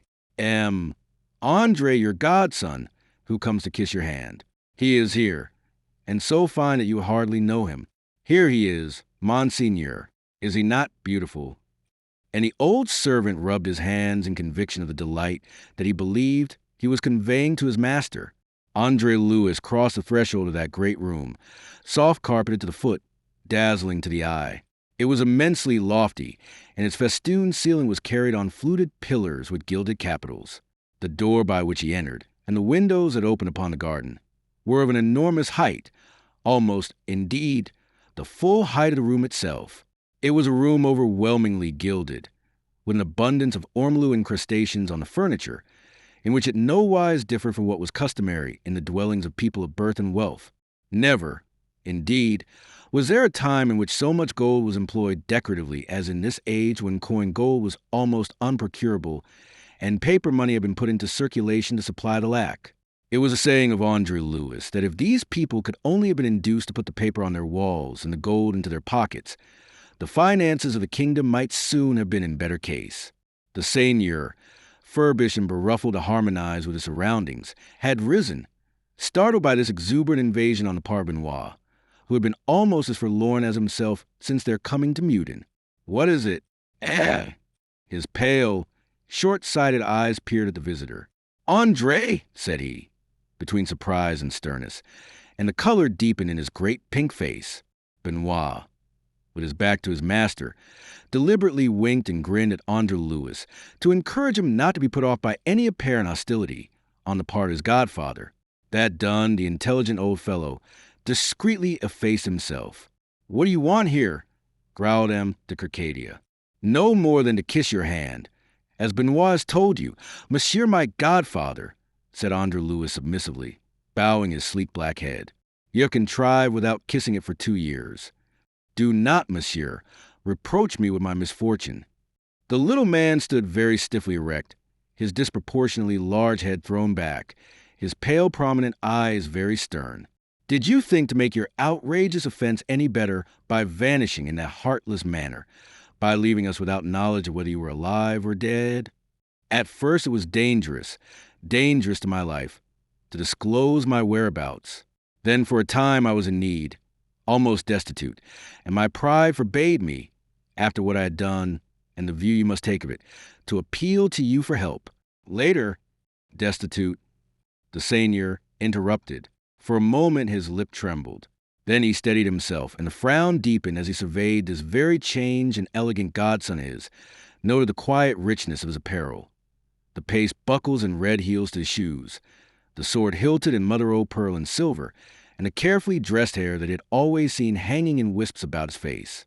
"At least you do not look destitute now," he sneered. "I am not. I have prospered since. In that, monsieur, I differ from the ordinary prodigal, who returns only when he needs assistance. I return solely because I love you, monsieur, to tell you so. I have come at the very first moment after hearing of your presence here." He advanced. "Monsieur, my godfather," he said, and held out his hand. But M. de Circadia remained unbending, wrapped in his cold dignity and resentment. "Whatever tribulations you may have suffered, or consider that you may have suffered, they are far less than your disgraceful conduct deserved, and I observe that they have nothing abetted your impudence. You think that you have but to come here and say, 'Monsieur, my godfather,' and everything is to be forgiven and forgotten. That is your error. You have committed too great a wrong. You have offended against everything by which I hold, and against myself personally, by your betrayal of my trust in you. You are one of those unspeakable scoundrels who are responsible for this revolution. Alas, monsieur, I see that you share the common delusion. These unspeakable scoundrels but demanded a constitution, as was promised them from the throne. They were not to know that the promise was insincere, or that its fulfillment will be balked by the privileged orders.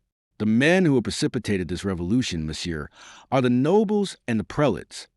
You dare, and at such a time as this, stand there and tell me such abominable lies. You dare to say that the nobles have made the revolution, when scores of them, following the example of M. le Duc d'Aiguillon, have flung their privileges, even their title deeds, into the lap of the people. Or perhaps you deny it." "Oh, no. having wantonly set fire to their house. They now try to put out by throwing water on it, and where they fail, they put the entire blame on the flames. I see that you have come here to talk politics. Far from it. I have come, if possible, to explain myself. To understand is always to forgive. That is a great saying of Montaigne's. If I could make you understand, you can't. You'll never make me understand how you came to render yourself so odiously notorious in Brittany. Ah, not odiously, monsieur. Certainly, odiously, among those that matter. It is said even that you were omnes omnibus, though that I will not believe. Yet it is true. The Circadia choked. And you confess it? You dare to confess it. What a man dares to do, he should dare to confess, unless he is a coward. Oh, and to be sure you were very brave, running away each time after you had done the mischief, turning comedian to hide yourself, doing more mischief as a comedian, provoking a riot in Nantes, and then running away again, to become God knows what, something dishonest by the affluent look of you. My God, man, I tell you that in these past 2 years I have hoped that you were dead, and you profoundly disappoint me that you are not. He beat his hands together and raised his shrill voice to call, Benoit! He strode away towards the fireplace, scarlet in the face, shaking with the passion into which he had worked himself. Dead, I might have forgiven you, as one who had paid for his evil and his folly. Living, I never can forgive you. You have gone too far. God alone knows where it will end. Benoit, the door. André-Louis Moreau to the door. The tone argued an irrevocable determination, pale and self-contained, but with a queer pain at his heart. André-Louis heard that dismissal, saw Benoit's white, scared face and shaking hand half raised as if he were about to expostulate with his master. And then another voice, a crisp, boyish voice, cut in, Uncle, it cried, a world of indignation and surprise in its pitch, and then, André, and this time a note almost of gladness, certainly a welcome, was blended with the surprise that still remained. Both turned, half the room between them at the moment, and beheld Aline in one of the long, open windows, arrested there in the act of entering from the garden, Aline in a milkmaid bonnet of the latest mode, though without any of the tricolor embellishments that were so commonly to be seen upon them. The thin lips of André's long mouth twisted into a queer smile. Into his mind had flashed the memory of their last parting. He saw himself again, standing burning with indignation upon the pavement of Nantes, looking after a carriage as it receded down the Avenue de Guygan. She was coming towards him now with outstretched hands, a heightened color in her cheeks, a smile of welcome on her lips. He bowed low and kissed her hand in silence. Then with a glance and a gesture she dismissed Benoit, and in her imperious fashion constituted herself André's advocate against that harsh dismissal which she had overheard. Uncle, she said, leaving André and crossing to M. de Circadia, you make me ashamed of you, to allow a feeling of peevishness to overwhelm all your affection for André. I have no affection for him. I had once. He chose to extinguish it. He can go to the devil.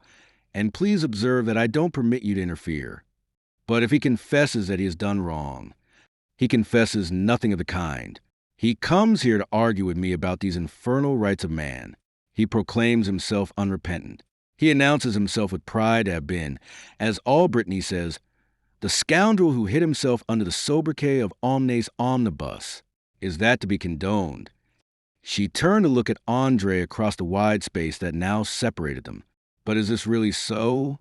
Don't you repent, André, now that you see all the harm that has come? It was a clear invitation to him, a pleading to him to say that he repented, to make his peace with his godfather. For a moment it almost moved him. Then, considering the subterfuge unworthy, he answered truthfully, though the pain he was suffering rang in his voice. To confess repentance, he said slowly, would be to confess to a monstrous crime. Don't you see that? Oh, monsieur, have patience with me. Let me explain myself a little. You say that I am in part responsible for something of all this that has happened. My exhortations of the people at Rennes, and twice afterwards at Nantes, are said to have had their share in what followed there. It may be so. It would be beyond my power positively to deny it. Revolution followed and bloodshed. More may yet come. To repent implies a recognition that I have done wrong. How shall I say that I have done wrong, and thus take a share of the responsibility for all that blood upon my soul? I will be quite frank with you to show you how far, indeed, I am from repentance. What I did, I actually did against all my convictions at the time, because there was no justice in France to move against a murderer of Philippe de Vilmorin. I move in the only way that I imagined could make the evil done recoil upon a hand that did it, and those other hands that had the power but not the spirit to punish. Since then I have come to see that I was wrong, and that Philippe de Vilmorin and those who thought with him were in the right. You must realize, monsieur, that it is with sincerest thankfulness that I find I have done nothing calling for repentance. That, on the contrary, when France is given the inestimable boon of constitution, as will shortly happen, I may take pride in having played my part in bringing about the conditions that have made this possible. There was a pause. De Circadia's face turned from pink to purple. You're quite finished, he said harshly. If you have understood me, monsieur. Oh, I have understood you, and I beg that you will go. André-Louis shrugged his shoulders and hung his head. He had come there so joyously, in such yearning, merely to receive a final dismissal. He looked at Aline. Her face was pale and troubled, but her wit failed to show her how she could come to his assistance. His excessive honesty had burnt all his boats. Very well, monsieur. Yet this I would ask you to remember after I am gone. I have not come to you as one seeking assistance, as one driven to you by need. I am no returning prodigal. As I have said, I am one who, needing nothing, asking nothing, master his own destinies, has come to you driven by affection only, urged by the love and gratitude he bears you and will continue to bear you. Ah, yes, cried Aline, turning now to her uncle. Here at least was an argument in André's favor, thought she. That is true. Surely that. Inarticulately he hissed her into silence, exasperated. Hereafter, perhaps, that will help you to think of me more kindly, monsieur. I see no occasion, sir, to think of you at all. Again, I beg that you will go. André-Louis looked at Aline an instant, as if still hesitating. She answered him by a glance at her furious uncle, a faint shrug, and a lift of the eyebrows, dejection the while in her countenance. It was as if she said, You see his mood. There is nothing to be done. He bowed with that singular grace the fencing room had given him and went out by the door.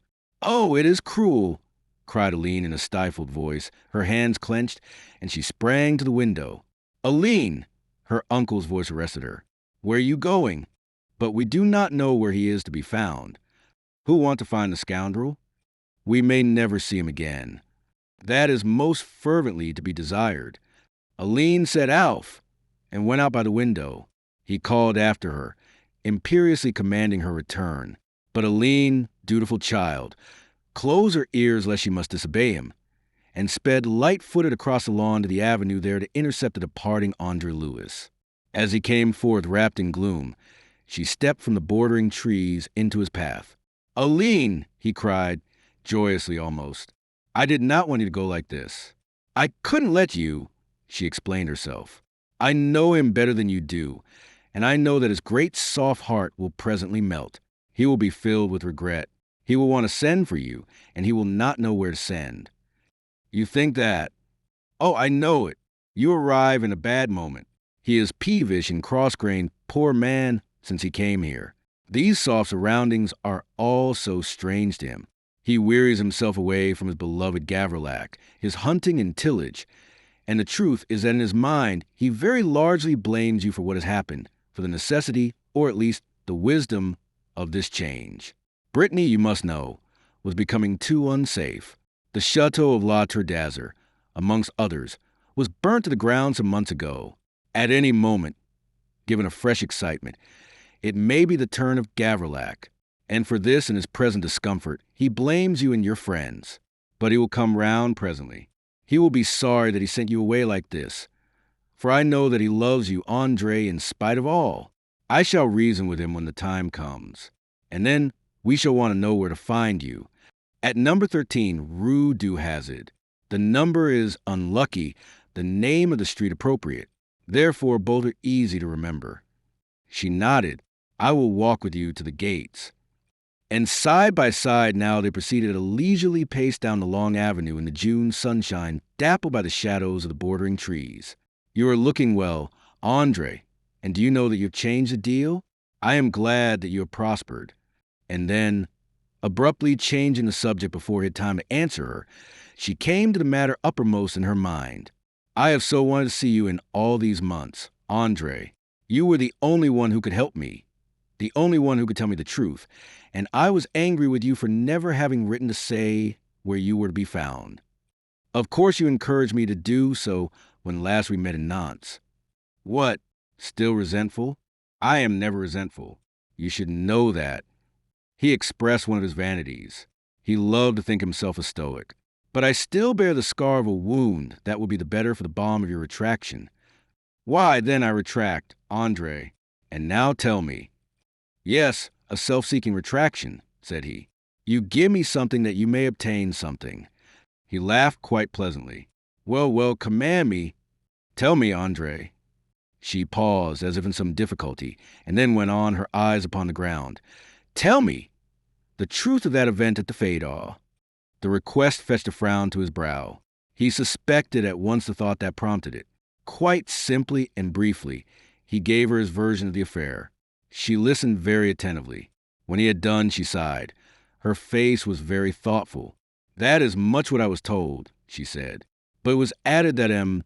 de la Tour d'Azur had gone to theater expressly for the purpose of breaking finally with La Binet. Do you know if that was so?" "I don't, nor of any reason why it should be so. La Binet provided him the sort of amusement that he and his kind are forever craving." "Oh, there was a reason," she interrupted him. "I was the reason. I spoke to Madame de Sautrin. I told her that I would not continue to receive one who came to me contaminated in that fashion." She spoke of it with obvious difficulty, her color rising as he watched her half-averted face. "Had you listened to me," he was beginning, when again she interrupted him.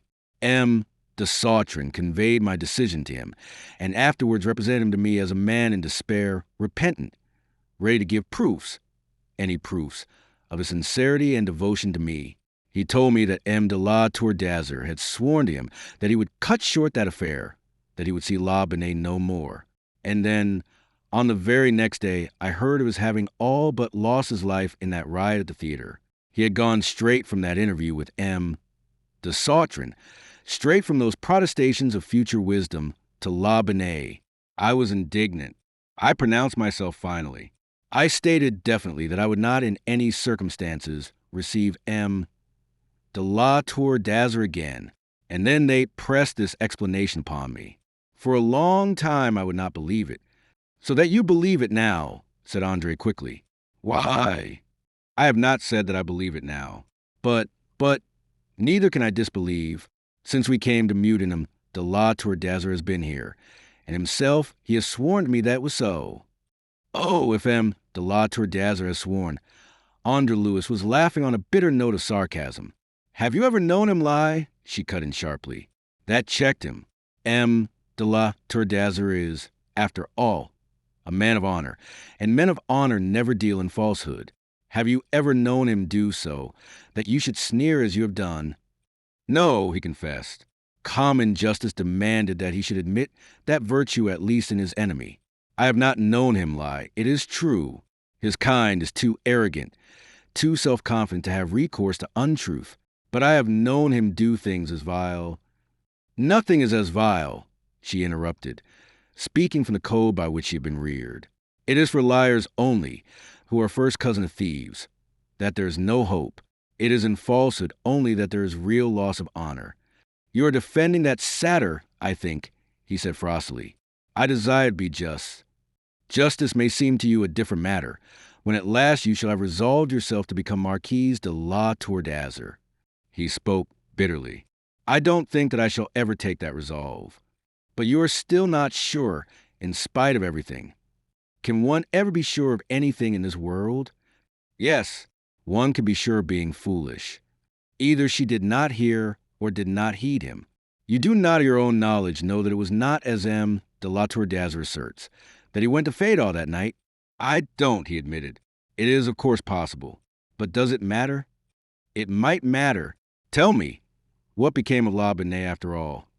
I don't know. You don't know? She turned to consider him. And you can say it with that indifference. I thought, I thought you loved her, André. So did I, for a little while. I was mistaken. It required a la tourdazer to disclose the truth to me. They have their uses, these gentlemen. They help stupid fellows like myself to perceive important truths. I was fortunate that revelation, in my case, preceded marriage. I can now look back upon the episode with equanimity and thankfulness for my near escape from the consequences of what was no more than an aberration of the senses. It is a thing commonly confused with love. The experience, as you see, was very instructive. She looked at him in frank surprise.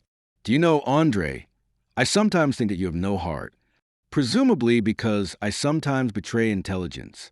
And what of yourself, Aline? What of your own attitude from the outset, where M. de la Tourdazer is concerned? Does that show heart?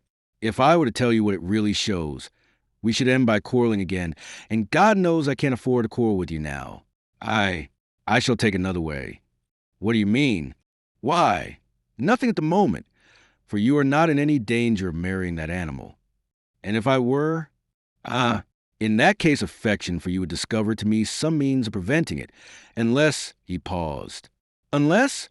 She demanded, challengingly, drawn to the full of her short height, her eyes imperious. Unless you could also tell me that you loved him, said he simply, whereat she was as suddenly and most oddly softened. And then he added, shaking his head, but that of course is impossible. Why? She asked him, quite gently now. Because you are what you are, Aline, utterly good and pure and adorable. Angels do not mate with devils. His wife he might become, but never his mate. Aline, never. They had reached the wrought iron gates at the end of the avenue. Through these they beheld the waiting yellow chaise which had brought André-Louis. From near at hand came the creak of other wheels, the beat of other hoofs, and now another vehicle came in sight and drew to a standstill beside the yellow chaise, a handsome equipage with polished mahogany panels on which the gold and azure of armorial bearings flashed brilliantly in the sunlight. A footman swung to earth to throw wide the gates, but in that moment the lady who occupied the carriage, perceiving Aline, waved to her and issued a command. Chapter 4. Madame de Plougastel. The postilion drew rein, and the footman opened the door, letting down the steps and proffering his arm to his mistress to assist her to alight, since that was a wish she had expressed. Then he opened one wing of the iron gates and held it for her. She was a woman of something more than 40, who once must have been very lovely, who was very lovely still with the refining quality that age brings to some women. Her dress and carriage alike advertised great rank. I take my leave here, since you have a visitor, said André-Louis. But it is an old acquaintance of your own, André. You remember Madame la Comtesse de Plougastel? He looked at the approaching lady, whom Aline was now hastening forward to meet. And because she was named to him, he recognized her. He must, he thought, had he but looked, have recognized her without prompting anywhere at any time, and this although it was some 16 years since last he had seen her. The sight of her now brought it all back to him, a treasured memory that had never permitted itself to be entirely overlaid by subsequent events. When he was a boy of 10, on the eve of being sent to school at Rennes, she had come on a visit to his godfather, who was her cousin. It happened that at the time he was taken by Rabbi Willet to the manor of Gavrillac, and there he had been presented to Madame de Plougastel, the great lady in all the glory then of her youthful beauty, with her gentle, cultured voice, so cultured that she had seemed to speak a language almost unknown to the little Breton lad, and her majestic air of the great world had scared him a little at first. Very gently had she allayed those fears of his, and by some mysterious enchantment she had completely enslaved his regard. He recalled now the terror in which he had gone to the embrace to which he was bidden, and the subsequent reluctance with which he had left those soft round arms. He remembered, too, how sweetly she had smelled and the very perfume she had used, a perfume as of lilac, for memory is singularly tenacious in these matters. For 3 days while she had been at Gavrillac, he had gone daily to the manor, and so had spent hours in her company. A childless woman with a maternal instinct strong within her, she had taken this precociously intelligent, wide-eyed lad to her heart. Give him to me, Cousin Quentin. He remembered her saying on the last of those days to his godfather, "Let me take him back with me to Versailles as my adopted child." But the seigneur had gravely shaken his head in silent refusal, and there had been no further question of such a thing. And then, when she said goodbye to him, the thing came flooding back to him now. There had been tears in her eyes. "Think of me sometimes, André-Louis," had been her last words. He remembered how flattered he had been to have won within so short a time the affection of this great lady. The thing had given him a sense of importance that had endured for months thereafter, finally to fade into oblivion.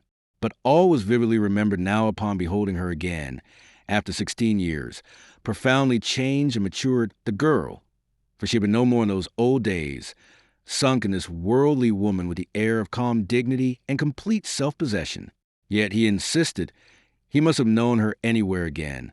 Aline embraced her affectionately, and then answering the questioning glance with faintly raised eyebrows that Madame was directing towards Aline's companion. "This is André-Louis," she said. "You remember André-Louis, Madame?" Madame checked.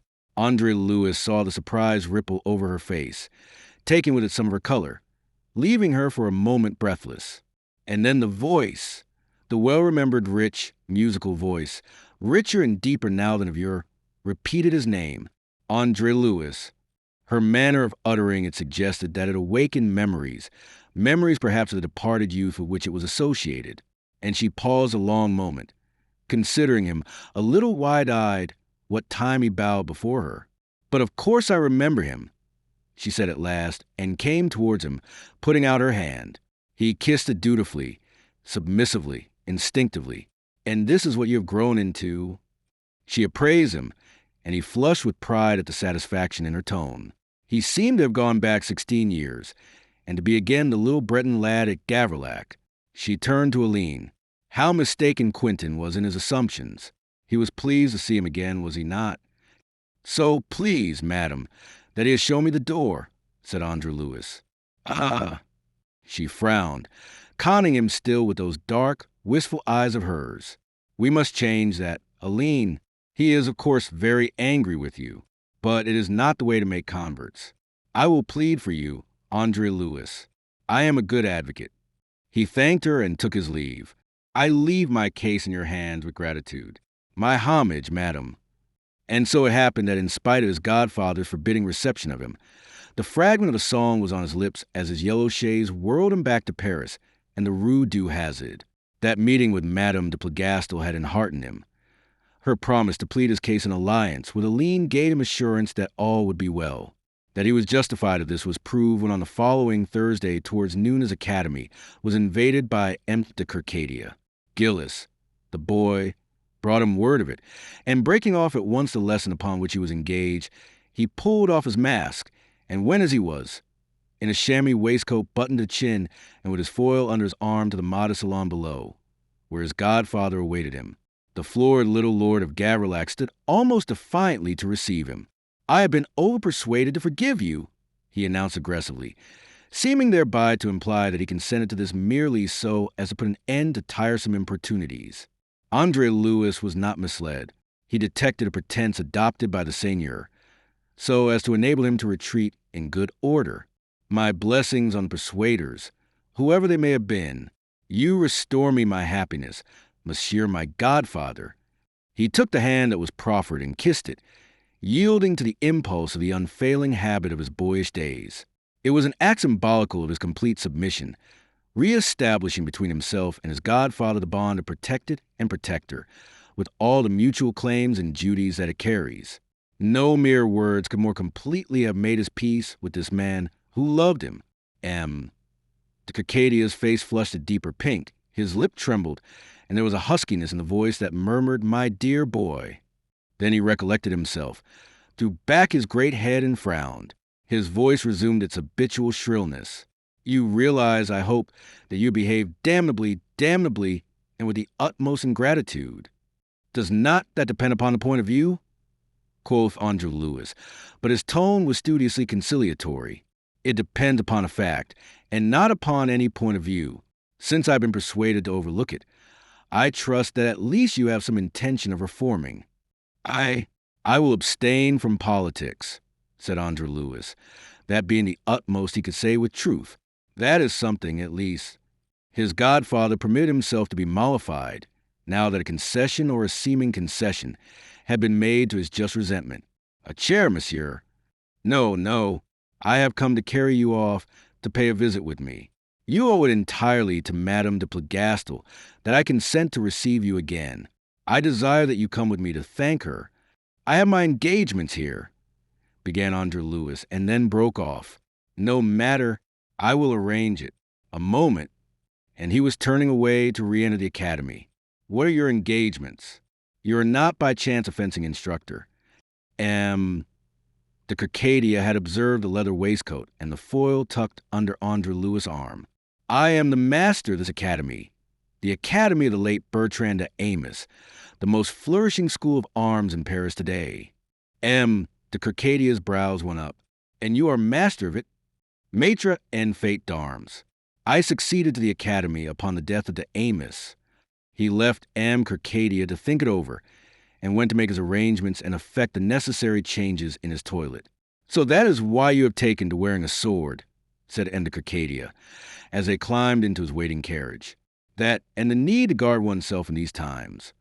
And do you mean to tell me that a man who lives by what is after all an honorable profession, a profession mainly supported by the nobility, can at the same time associate himself with these peddling attorneys and low pamphleteers who are spreading dissension and insubordination? You forget that I am a peddling attorney myself, made so by your own wishes, monsieur. The Circadia grunted and took snuff. You say the academy flourishes? He asked presently. It does. I have 2 assistant instructors. I could employ a 3rd. It is hard work. That should mean that your circumstances are affluent. I have reason to be satisfied. I have far more than I need. Then you'll be able to do your share in paying off this national debt, growled the nobleman, well content that, as he conceived it, some of the evil André-Louis had helped the sow should recoil upon him. Then the talk veered to Madame de Plougastel. De Circadia, André-Louis gathered, but not the reason for it, disapproved most strongly of this visit.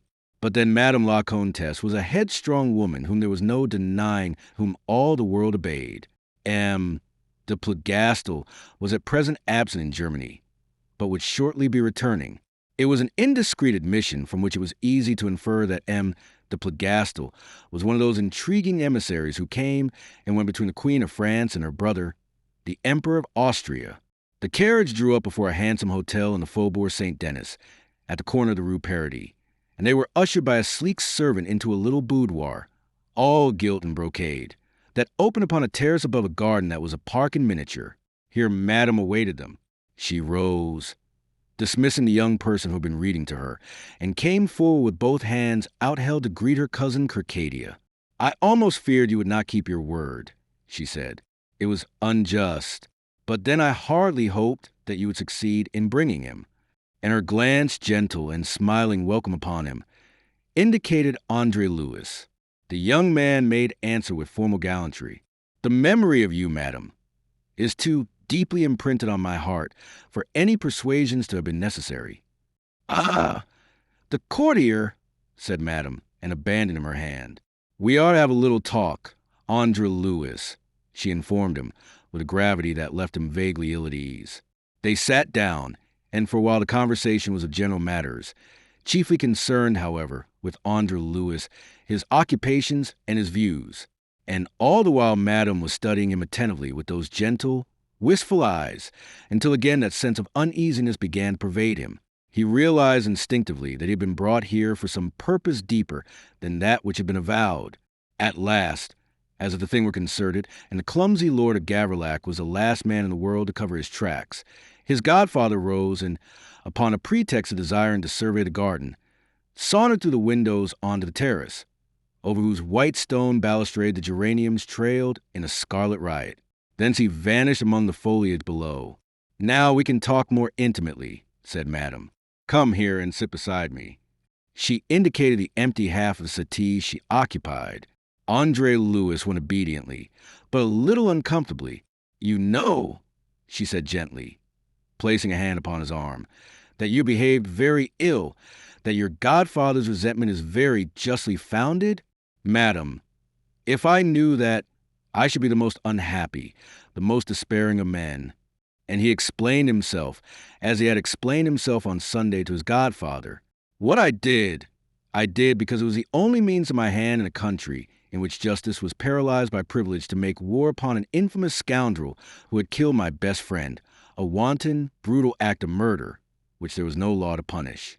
And as if that were not enough, forgive me if I speak with the utmost frankness, madam. He afterwards debauched the woman I was to have married. Ah, mon Dieu, she cried out. Forgive me. I know that it is horrible. You perceive, perhaps, what I suffered, how I came to be driven, that last affair which I am guilty, the riot that began in the Fedor Theater and afterwards enveloped the whole city of Nantes, was provoked by this. Who was she, this girl? It was like a woman, he thought, to fasten upon the unessential. Oh, a theater girl, a poor fool of whom I have no regrets. La Binet was her name. I was a player at the time in her father's troupe. That was after the Rennes business, where it was necessary to hide from such justice as exists in France, the gallows justice for unfortunates who are not born. This added wrong led me to provoke a riot in the theater. Poor boy, she said tenderly. Only a woman's heart can realize what you must have suffered, and because of that I can so readily forgive you. But now, but you don't understand, madam. If today I thought that I had none but personal grounds for having lent a hand in the holy work of abolishing privilege, I think I should cut my throat. My true justification lies in the insincerity of those who intended that the convocation of the States General should be a sham, mere dust in the eyes of the nation. Was it not, perhaps, wise to have been insincere in such a matter? He looked at her blankly. Can it ever be wise, madam, to be insincere? Oh, indeed it can, believe me, who am twice your age and know my world. I should say, madam, that nothing is wise that complicates existence, and I know of nothing that so complicates it as insincerity. Consider a moment the complications that have arisen out of this. But surely, André-Louis, your views have not been so perverted that you do not see that a governing class is a necessity in any country? Why, of course, but not necessarily a hereditary one. What else? He answered her with an epigram. Man, madam, is the child of his own work. Let there be no inheriting of rights, but from such a parent. Thus a nation's best will always predominate, and such a nation will achieve greatly. But do you account birth of no importance?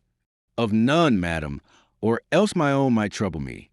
From the deep flush that stained her face, he feared that he had offended by what was almost an indelicacy, but the reproof that he was expecting did not come.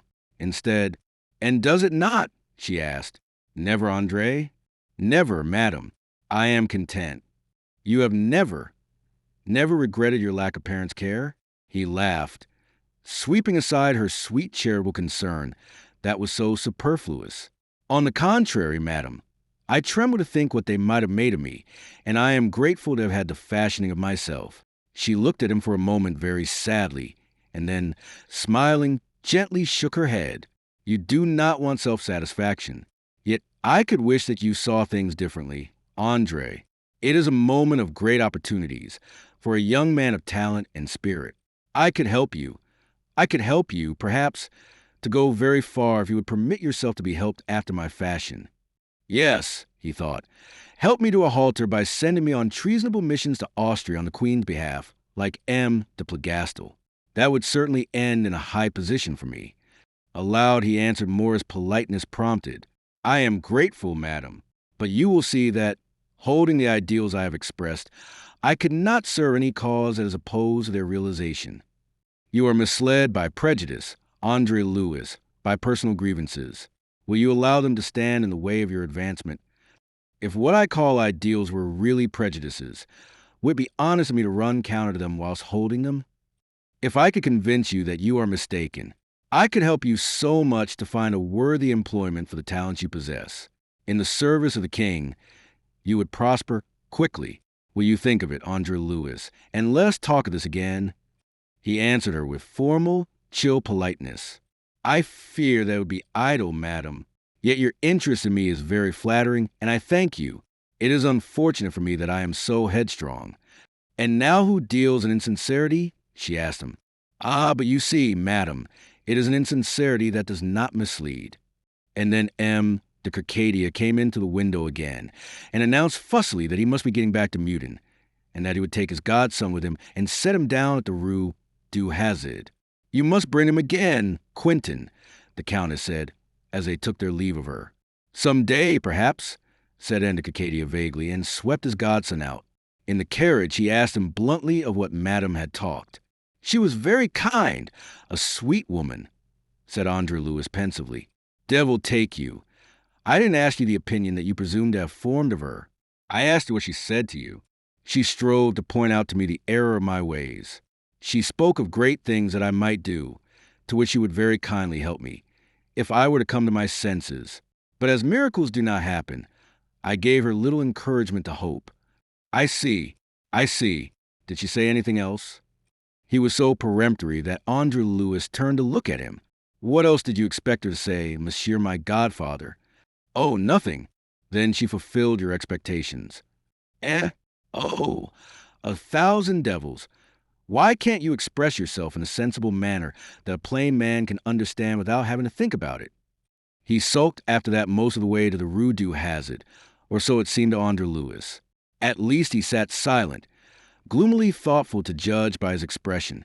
You may come and see us soon again at Meudon, he told André-Louis at parting. But please remember, no revolutionary politics in future, if we are to remain friends. Chapter 6. Politicians. One morning in August, the academy in the Rue du Hazard was invaded by Le Chapelier, accompanied by a man of remarkable appearance, whose Herculean stature and disfigured countenance seemed vaguely familiar to André-Louis. He was a man of little, if anything, over 30, with small bright eyes buried in an enormous face. His cheekbones were prominent, his nose awry, as if it had been broken by a blow, and his mouth was rendered almost shapeless by the scars of another injury. A bull had horned him in the face when he was but a lad. As if that were not enough to render his appearance terrible, his cheeks were deeply pockmarked. He was dressed untidily in a long scarlet coat that descended almost to his ankles, soiled buckskin breeches, and boots with reversed tops. His shirt, none too clean, was open at the throat, the collar hanging limply over an unknotted cravat, displaying fully the muscular neck that rose like a pillar from his massive shoulders. He swung a cane that was almost a club in his left hand, and there was a cockade in his biscuit-colored conical hat. He carried himself with an aggressive, masterful air. That great head was thrown back, as if he were eternally at defiance. Le Chapelier, whose manner was very grave, named him to André-Louis. This is M. Danton, a brother lawyer, president of the Cordeliers, of whom you will have heard. Of course, André-Louis had heard of him. Who had not by then? Looking at him now with interest, André-Louis wondered how it came that all, or nearly all, the leading innovators were pockmarked. Mirabeau, the journalist in Malais, the philanthropist Marat, Robespierre, the little lawyer from Arras, this formidable fellow Danton, and several others he could call to mind, all bore upon them the scars of smallpox. Almost he began to wonder, was there any connection between the two? Did an attack of smallpox produce certain moral results which found expression in this way? He dismissed the idle speculation, or rather was shattered by the startling thunder of Danton's voice. This, Chapelier has told me of you. He says that you are patriotic. More than by the tone was André-Louis startled by the obscenities with which the Colossus did not hesitate to enlarge his first speech to a total stranger. He laughed outright. There was nothing else to do. If he has told you that, he has told you more than the truth. I am a patriot. The rest my modesty compels me to disavow. You're a joker, too, it seems, roared the other. But he laughed nevertheless, and the volume of it shook the windows. There's no offense in me. I am like that. What pity, said André-Louis. It disconcerted the king of the markets. What's this, Chapelier? Does he give himself airs? Your friend here? The spruce Breton, a very petit maître in appearance by contrast with his companion, but nevertheless of a downright manner quite equal to Danton's in brutality, though dispensing with the emphasis of foulness, shrugged as he answered him. It is merely that he doesn't like your manners, which is not at all surprising. They are execrable. Ah, bah, you are all like that, you Bretons. Let's come to business. You'll have heard what took place in the assembly yesterday? You haven't? My God, where do you live? Have you heard that the scoundrel who calls himself King of France gave passage across French soil the other day to Austrian troops going to crush those who fight for liberty in Belgium? Have you heard that by any chance? Yes, said André-Louis coldly, masking his irritation before the other's hectoring manner. I have heard that. Oh, and what do you think of it? Arms akimbo, the Colossus towered above him. André-Louis turned aside to Le Chapelier. I don't think I understand. Have you brought this gentleman here to examine my conscience? Name of a name. He's prickly as a porcupine, Danton protested. No, no. Le Chapelier was conciliatory, seeking to provide an antidote to the irritant administered by his companion. We require your help, André. Danton here thinks that you are the very man for us. Listen now. That's it. You tell him. Danton agreed. You both talk the same mincing, Sir French. He'll probably understand you. Le Chapelier went on without heeding the interruption. This violation by the king of the obvious rights of a country engaged in framing a constitution that shall make it free has shattered every philanthropic illusion we still cherished. There are those who go so far as to proclaim the king the vowed enemy of France. But that, of course, is excessive. Who says so? Blazed Danton, and swore horribly by way of conveying his total disagreement. Le Chapelier waved him into silence and proceeded. Anyhow, the matter has been more than enough, added to all the rest, to set us by the ears again in the assembly. It is open war between the Third Estate and the privileged. Was it ever anything else? Perhaps not, but it has assumed a new character. You have heard of the duel between Lameth and the Duc de Castries, a trifling affair in its results, but it might have been far other. Mirabeau is challenged and insulted now at every sitting, but he goes his way, cold-bloodedly wise. Others are not so circumspect. They meet insult with insult, blow with blow, and blood is being shed in private duels. The thing is reduced by these swordsmen of the nobility to a system. André-Louis nodded. He was thinking of Philippe de Vilmorin. Yes, he said. It is an old trick of theirs. It is so simple and direct, like themselves. I wonder only that they didn't hit upon this system sooner. In the early days of the States General at Versailles, it might have had a better effect. Now it comes a little late. But they mean to make up for lost time, sacred name, cried Danton. Challenges are flying right and left between these bully swordsmen, these spadacinicides, and poor devils of the robe who have never learned offense with anything but a quill. It's just murder. Yet if I were to go amongst messers less nobles and crunch an addled head, or two with a stick of mine, snap a few aristocratic necks between these fingers which the good God has given me for the purpose, the law would send me to atone upon the gallows. This in a land that is striving after liberty. Why, Jimmy damn, I am not even allowed to keep my hat on in the theater. But these, He is right, said Le Chapelier. The thing has become unendurable, insufferable. 2 days ago, D'Ambley threatened Mirabeau with his cane before the whole assembly. Yesterday, de Faucigny leapt up and harangued his order by inviting murder. Why don't we fall on these scoundrels, sword in hand? He asked. Those were his very words. Why don't we fall on these scoundrels, sword in hand? It is so much simpler than lawmaking, said André-Louis. Lagron, the deputy from Ancinous and the lawyer, said something that we did not hear in answer. As he was leaving the manège, one of these bullies grossly insulted him. Lagron no more than used his elbow to push past when the fellow cried out that he had been struck and issued his challenge. They fought this morning early in the Champs-Élysées, and Lagron was killed, run to the stomach deliberately by a man who fought like a fencing master, and poor Lagron did not even own a sword. He had to borrow one to go to the assignation. André-Louis, his mind ever on Vilmorin, whose case was here repeated, even to the details, was swept by a gust of passion. He clenched his hands and his jaws set. Danton's little eyes observed him keenly. Well, and what do you think of that? Noblesse oblige, eh? The thing is we must oblige them too, these We must pay them back in the same coin, meet them with the same weapons, abolish them. tumble these assassinateurs into the abyss of nothingness by the same means. But how? How? Name of God, haven't I said it? That is where we require your help. Le Chapelier put in. There must be men of patriotic feeling among the more advanced of your pupils. Danton's idea is that a little band of these, say a half-dozen, with yourself at their head, might read these bullies a sharp lesson. André-Louis frowned. And how, precisely, had Danton thought that this might be done? Danton spoke for himself vehemently. Why? Thus, we post you in the manege at the hour when the assembly is rising. We point out the 6 leading phlebotomists, and let you loose to insult them before they have time to insult any of the representatives. Then, tomorrow morning, 6. Phlebotomists themselves phlebotomize secundum. That will give the others something to think about. It will give them a great deal to think about. If necessary, the dose may be repeated to ensure a cure.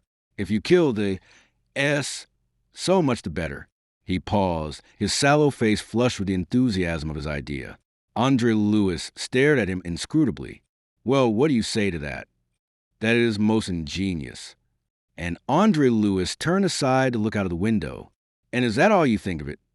I will not tell you what else I think of it, because you probably would not understand. For you, Danton, there is at least this excuse that you did not know me. But you, Isaac, to bring this gentleman here with such a proposal. Le Chapelier was overwhelmed in confusion. I confess I hesitated. He apologized. But Danton would not take my word for it, that the proposal might not be to your taste. I would not. Danton broke in, bellowing. He swung upon Le Chapelier, brandishing his great arms. You told me Monsieur was a patriot. Patriotism knows no scruples. You call this mincing, dancing master patriot. Would you, Monsieur, out of patriotism consent to become an assassin? Of course I would. Haven't I told you so? Haven't I told you that I would gladly go among them with my club and crack them like so many fleas? Why not, then? Why not? Because I should get myself hanged. Haven't I said so? But what of that, being a patriot? Why not, like another Curtius, jump into the Gulf, since you believe that your country would benefit by your death? Danton showed signs of exasperation. Because my country will benefit more by my life. Permit me, Monsieur, to suffer from a similar vanity. You? But where would be the danger to you? You would do your work under the cloak of dueling, as they do. Have you reflected, Monsieur, that the law will hardly regard a fencing master who kills his opponent as an ordinary combatant, particularly if it can be shown that the fencing master himself provoked the attack? So, name of a name. Danton blew out his cheeks and delivered himself with withering scorn. It comes to this, then you are afraid. You may think so if you choose, that I am afraid to do slyly and treacherously that which a Thrasonical patriot like yourself is afraid of doing frankly and openly. I have other reasons, but that one should suffice you. Danton gasped. Then he swore more amazingly and variedly than ever. By!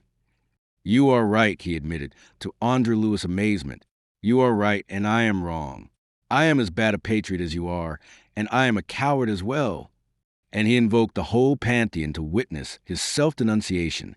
Only, you see, I count for something, and if they take me and hang me, why, there it is. Monsieur, we must find some other way. Forgive the intrusion. Adieu.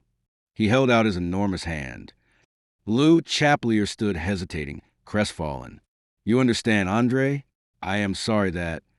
Say no more, please. Come and see me soon again. I would press you to remain, but it is striking 9, and the first of my pupils is about to arrive. Nor would I permit it, said Danton. Between us we must resolve the riddle of how to extinguish M. de la Tour d'Azur and his friends. Who? Sharp as a pistol shot came that question, as Danton was turning away. The tone of it brought him up short. He turned again, Le Chapelier with him. I said M. de la Tour d'Azur. What has he to do with the proposal you were making me? He? Why? He is a phlebotomist in chief. And Le Chapelier added, it is he who killed Lagron. Not a friend of yours, is he? Wondered Danton. And it is La Tour d'Azur you desire me to kill? asked André-Louis very slowly, after the manner of one whose thoughts are meanwhile pondering the subject. That's it, said Danton, and not a job for a prentice hand, I can assure you. Ah, but this alters things, said André-Louis, thinking aloud. It offers a great temptation. Why, then? The Colossus took a step towards him again. Wait! He put up his hand. Then, with chin sunk on his breast, he paced away to the window, musing. Le Chapelier and Danton exchanged glances, then watched him, waiting what time he considered. At first, he almost wondered why he should not of his own accord have decided upon some such course as this to settle that long-standing account of M. de la Tour d'Azur. What was the use of this great skill in fence that he had come to acquire, unless he could turn it to account to avenge Vilmorin, and to make Aline safe from the lure of her own ambition? It would be an easy thing to seek out La Tour d'Azur, put a mortal affront upon him, and thus bring him to the point. Today this would be murder. Murder as treacherous as that which La Tour d'Azur had done upon Philippe de Vilmorin. For today the old positions were reversed, and it was André-Louis who might go to such an assignation without a doubt of the issue. It was a moral obstacle of which he made short work. But there remained the legal obstacle he had expounded to Danton. There was still a law in France, the same law which had found it impossible to move against La Tour d'Azur, but which would move briskly enough against himself in like case. And then, suddenly, as if by inspiration, he saw the way, a way which if adopted would probably bring La Tour d'Azur to a poetic justice, bring him, insolent, confident, to thrust himself upon André-Louis' sword, with all the odium of provocation on his own side. He turned to them again, and they saw that he was very pale, that his great dark eyes glowed oddly. There will probably be some difficulty in finding a supplant for this poor Lagron, he said. Our fellow countrymen will be none so eager to offer themselves to the swords of privilege. True enough, said Le Chapelier gloomily, and then, as if suddenly leaping to the thing in André-Louis' mind, André, he cried, would you? It is what I was considering. It would give me a legitimate place in the assembly. If your Tour d'Azurs choose to seek me out, then, why, their blood be upon their own heads. I shall certainly do nothing to discourage them. He smiled curiously. I am just a rascal who tries to be honest. Scaramouche always, in fact, a creature of sophistries. Do you think that Ancinous would have me for its representative? Will it have Omnes Omnibus for its representative? Le Chapelier was laughing, his countenance eager. Ancinous will be convulsed with pride. It is not Rennes or Nantes, as it might have been had you wished it, but it gives you a voice for Brittany. I should have to go to Ancinous. No need at all. A letter from me to the municipality, and the municipality will confirm you at once. No need to move from here. In a fortnight, at most a thing can be accomplished. It is settled, then. André-Louis considered yet a moment.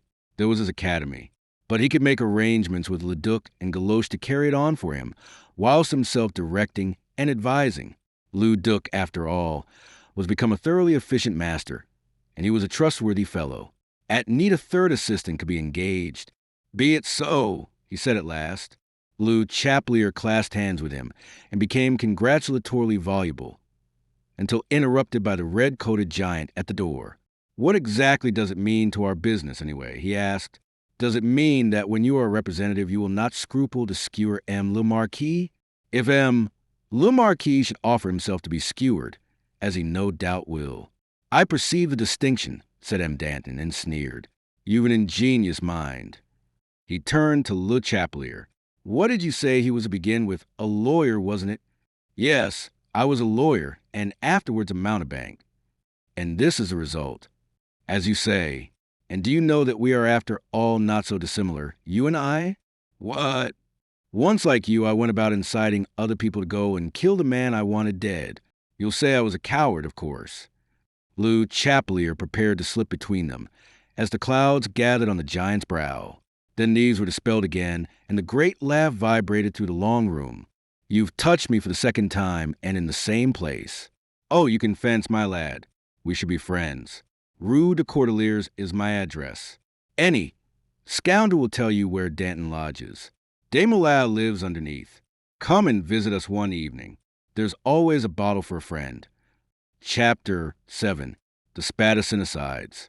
After an absence of rather more than a week, Le Marquis de la Tour d'Azur was back in his place on the coat droit of the National Assembly. Properly speaking, we should already at this date allude to him as the ci devant Marquis de la Tour d'Azur, for the time was September 1790, 2 months after the passing, on the motion of that downright bred and leveler, Le Chapelier, of the decree that nobility should no more be hereditary than infamy, that just as the brand of the gallows must not defile the possibly worthy descendants of one who had been convicted of evil, neither should the blazoned advertising achievement glorify the possibly unworthy descendants of one who had proved himself good. And so the decree had been passed abolishing hereditary nobility and consigning family escutcheons to the rubbish heap of things no longer to be tolerated by an enlightened generation of philosophers. Le Comte de Lafayette, who had supported the motion, left the assembly as plain M. Motier. The great tribune Count Mirabeau became plain M. Riquetti, and Le Marquis de la Tour d'Azur just simple and Sarks. The thing was done in one of those exaltations produced by the approach of the great national festival of the Champ de Mars, and no doubt it was thoroughly repented on the morrow by those who had lent themselves to it.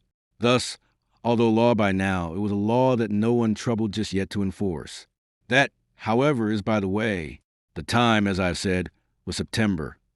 The day dull and showery, and some of the damp and gloom of it seemed to have penetrated the long hall of the manege, where on their 8 rows of green benches, elliptically arranged in ascending tiers about the space known as La Piste, sat some 800 or 900 of the representatives of the 3 orders that compose the nation.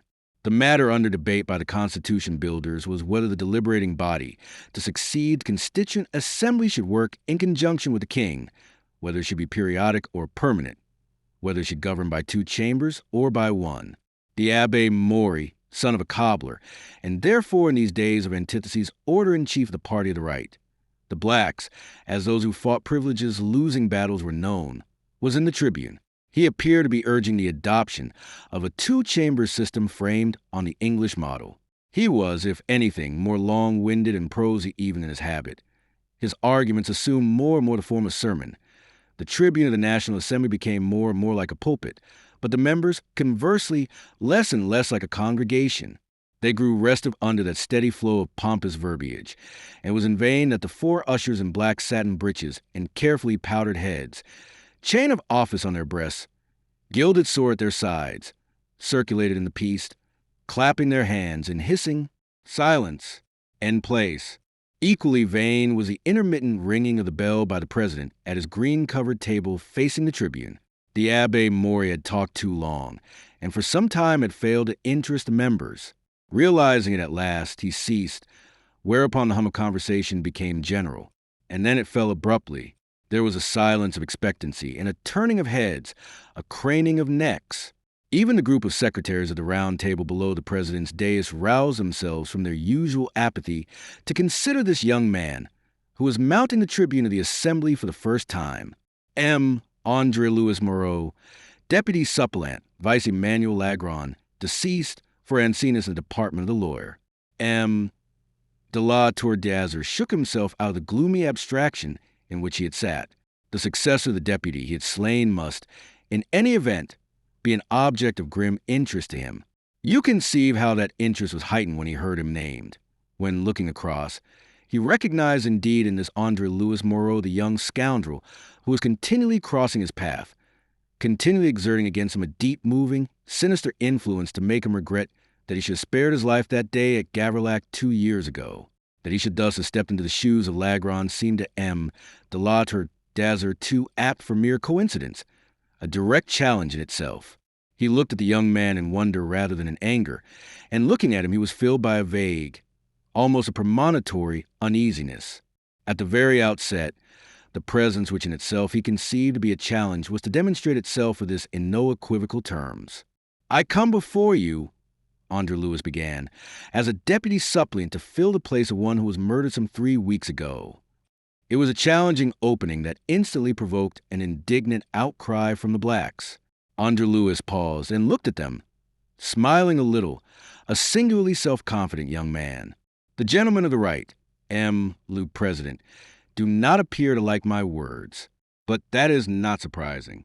The gentlemen of the right notoriously do not like the truth, This time there was uproar. The members of the left roared with laughter. Those of the right thundered menacingly. The ushers circulated at a pace beyond their usual, agitated themselves, clapped their hands, and called in vain for silence. The president rang his bell. Above the general din came the voice of La Tourdazer, who had half risen from his seat. "Mountebank, this is not the theater."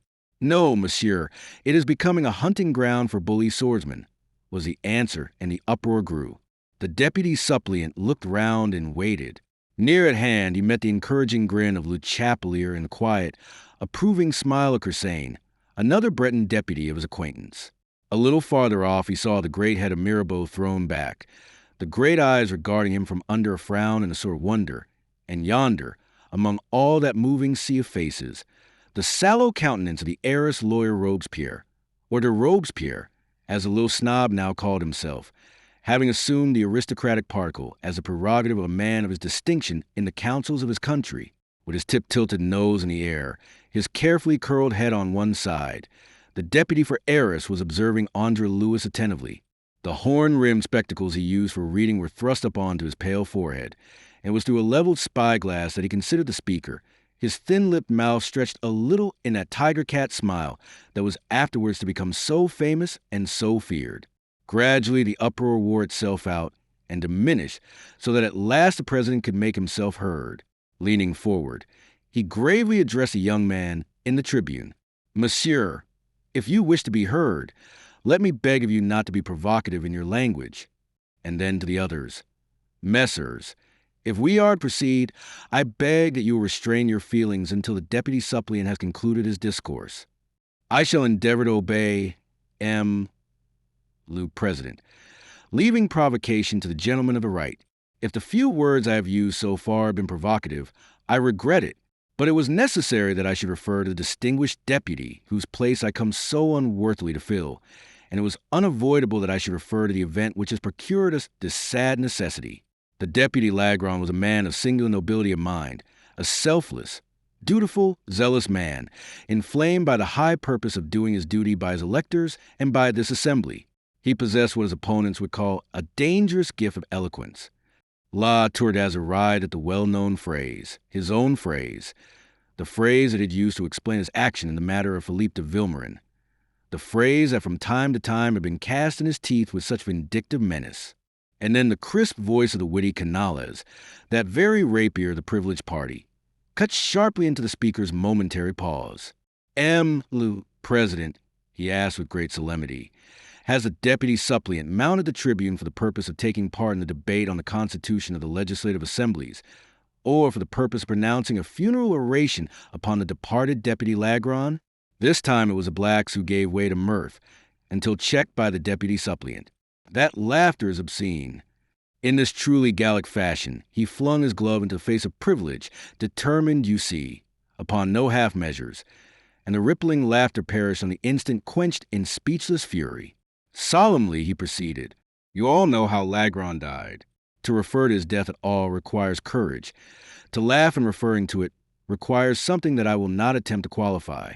If I have alluded to his decease, it is because my own appearance among you seemed to render some such allusion necessary. It is mine to take up the burden which he set down. I do not pretend that I have the strength, the courage, or the wisdom of Lagron, but with every ounce of such strength and courage and wisdom as I possess, that burden will I bear, and I trust, for the sake of those who might attempt it, that the means taken to impose silence upon that eloquent voice will not be taken to impose silence upon mine." There was a faint murmur of applause from the left, splutter of contemptuous laughter from the right. "Rhodomont," a voice called to him. He looked in the direction of that voice, proceeding from the group of spadassins amid the blacks across the piste, and he smiled. Inaudibly his lips answered, "No, my friend, Scaramouche. Scaramouche, the subtle, dangerous fellow who goes tortuously to his ends." Aloud he resumed, "M.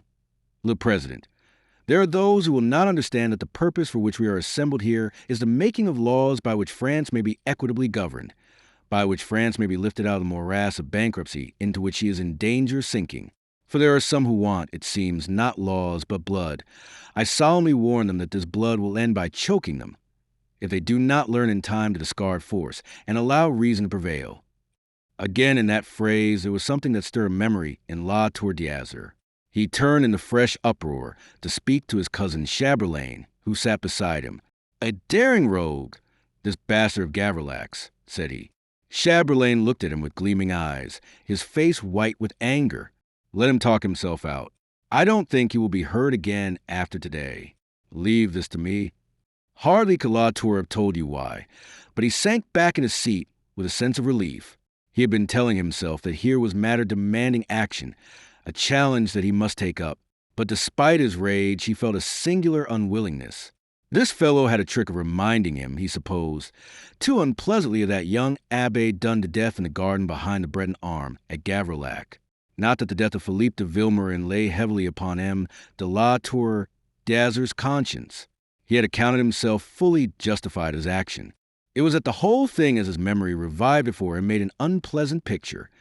That distraught boy kneeling over the bleeding body of the friend he had loved, and almost begging to be slain with him, dubbing the Marquis murderer and coward to incite him. Meanwhile, leaving now the subject of the death of Lagron, the deputy suppliant had at last brought himself into order and was speaking upon the question under debate. He contributed nothing of value to it. He urged nothing definite. His speech on the subject was very brief, that being the pretext and not the purpose for which he had ascended the tribune. When later he was leaving the hall at the end of the sitting, with Le Chapelier at his side, he found himself densely surrounded by deputies as by a bodyguard. Most of them were Bretons who aimed at screening him from the provocations which his own provocative words in the assembly could not fail to bring down upon his head. For a moment the massive form of Mirabeau brought up alongside of him. "Felicitations, M. Moreau," said the great man. "You acquitted yourself very well. They will want your blood, no doubt. But be discreet, monsieur, if I may presume to advise you, and do not allow yourself to be misled by any false sense of quixotry. Ignore their challenges.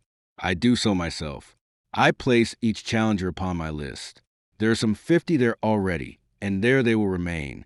Refuse them what they are pleased to call satisfaction, and all will be well." André-Louis smiled and sighed. "It requires courage," said the hypocrite. "Of course it does, but you would appear to have plenty." "Hardly enough, perhaps, but I shall do my best."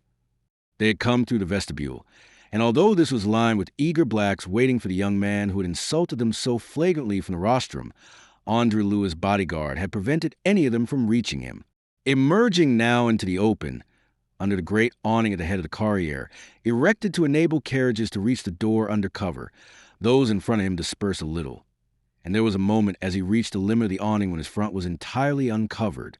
Outside the rain was falling heavily, churning the ground into thick mud, and for a moment André-Louis, with Le Chapelier ever at his side, stood hesitating to step out into the deluge. The watchful Chaberlain had seen his chance, and by a detour that took him momentarily out into the rain, he came face to face with the too daring young Breton. Rudely, violently, he thrust André-Louis back, as if to make room for himself under the shelter. Not for a second was André-Louis under any delusion as to the man's deliberate purpose, nor were those who stood near him, who made a belated and ineffectual attempt to close about him. He was grievously disappointed. It was not Chaberlain he had been expecting. His disappointment was reflected on his countenance, to be mistaken for something very different by the arrogant Chevalier. But if Chaberlain was the man appointed to deal with him, he would make the best of it. "I think you are pushing against me, monsieur," he said, very civilly, and with elbow and shoulder he thrust M. de Chaberlain back into the rain. "I desire to take shelter, monsieur," the Chevalier hectored. "You may do so without standing on my feet. I have a prejudice against anyone standing on my feet. My feet are very tender. Perhaps you did not know it, monsieur. Please say no more." "Why, I wasn't speaking, you lout," exclaimed the Chevalier, slightly discomposed. "Were you not? I thought perhaps you were about to apologize." "Apologize?" Chaberlain laughed. "To you? Do you know that you are amusing?" He stepped under the awning for the second time, and again in view of all thrust André-Louis rudely back. "Ah!" cried André-Louis with a grimace. "You hurt me, monsieur. I have told you not to push against me." He raised his voice that all might hear him, and once more impelled de Chaberlain back into the rain. "Now, For all his slenderness, his assiduous daily sword practice had given André-Louis an arm of iron. Also, he threw his weight into the thrust. His assailant reeled backward a few steps, and then his heels struck a balk of timber left on the ground by some workmen that morning, and he sat down suddenly in the mud.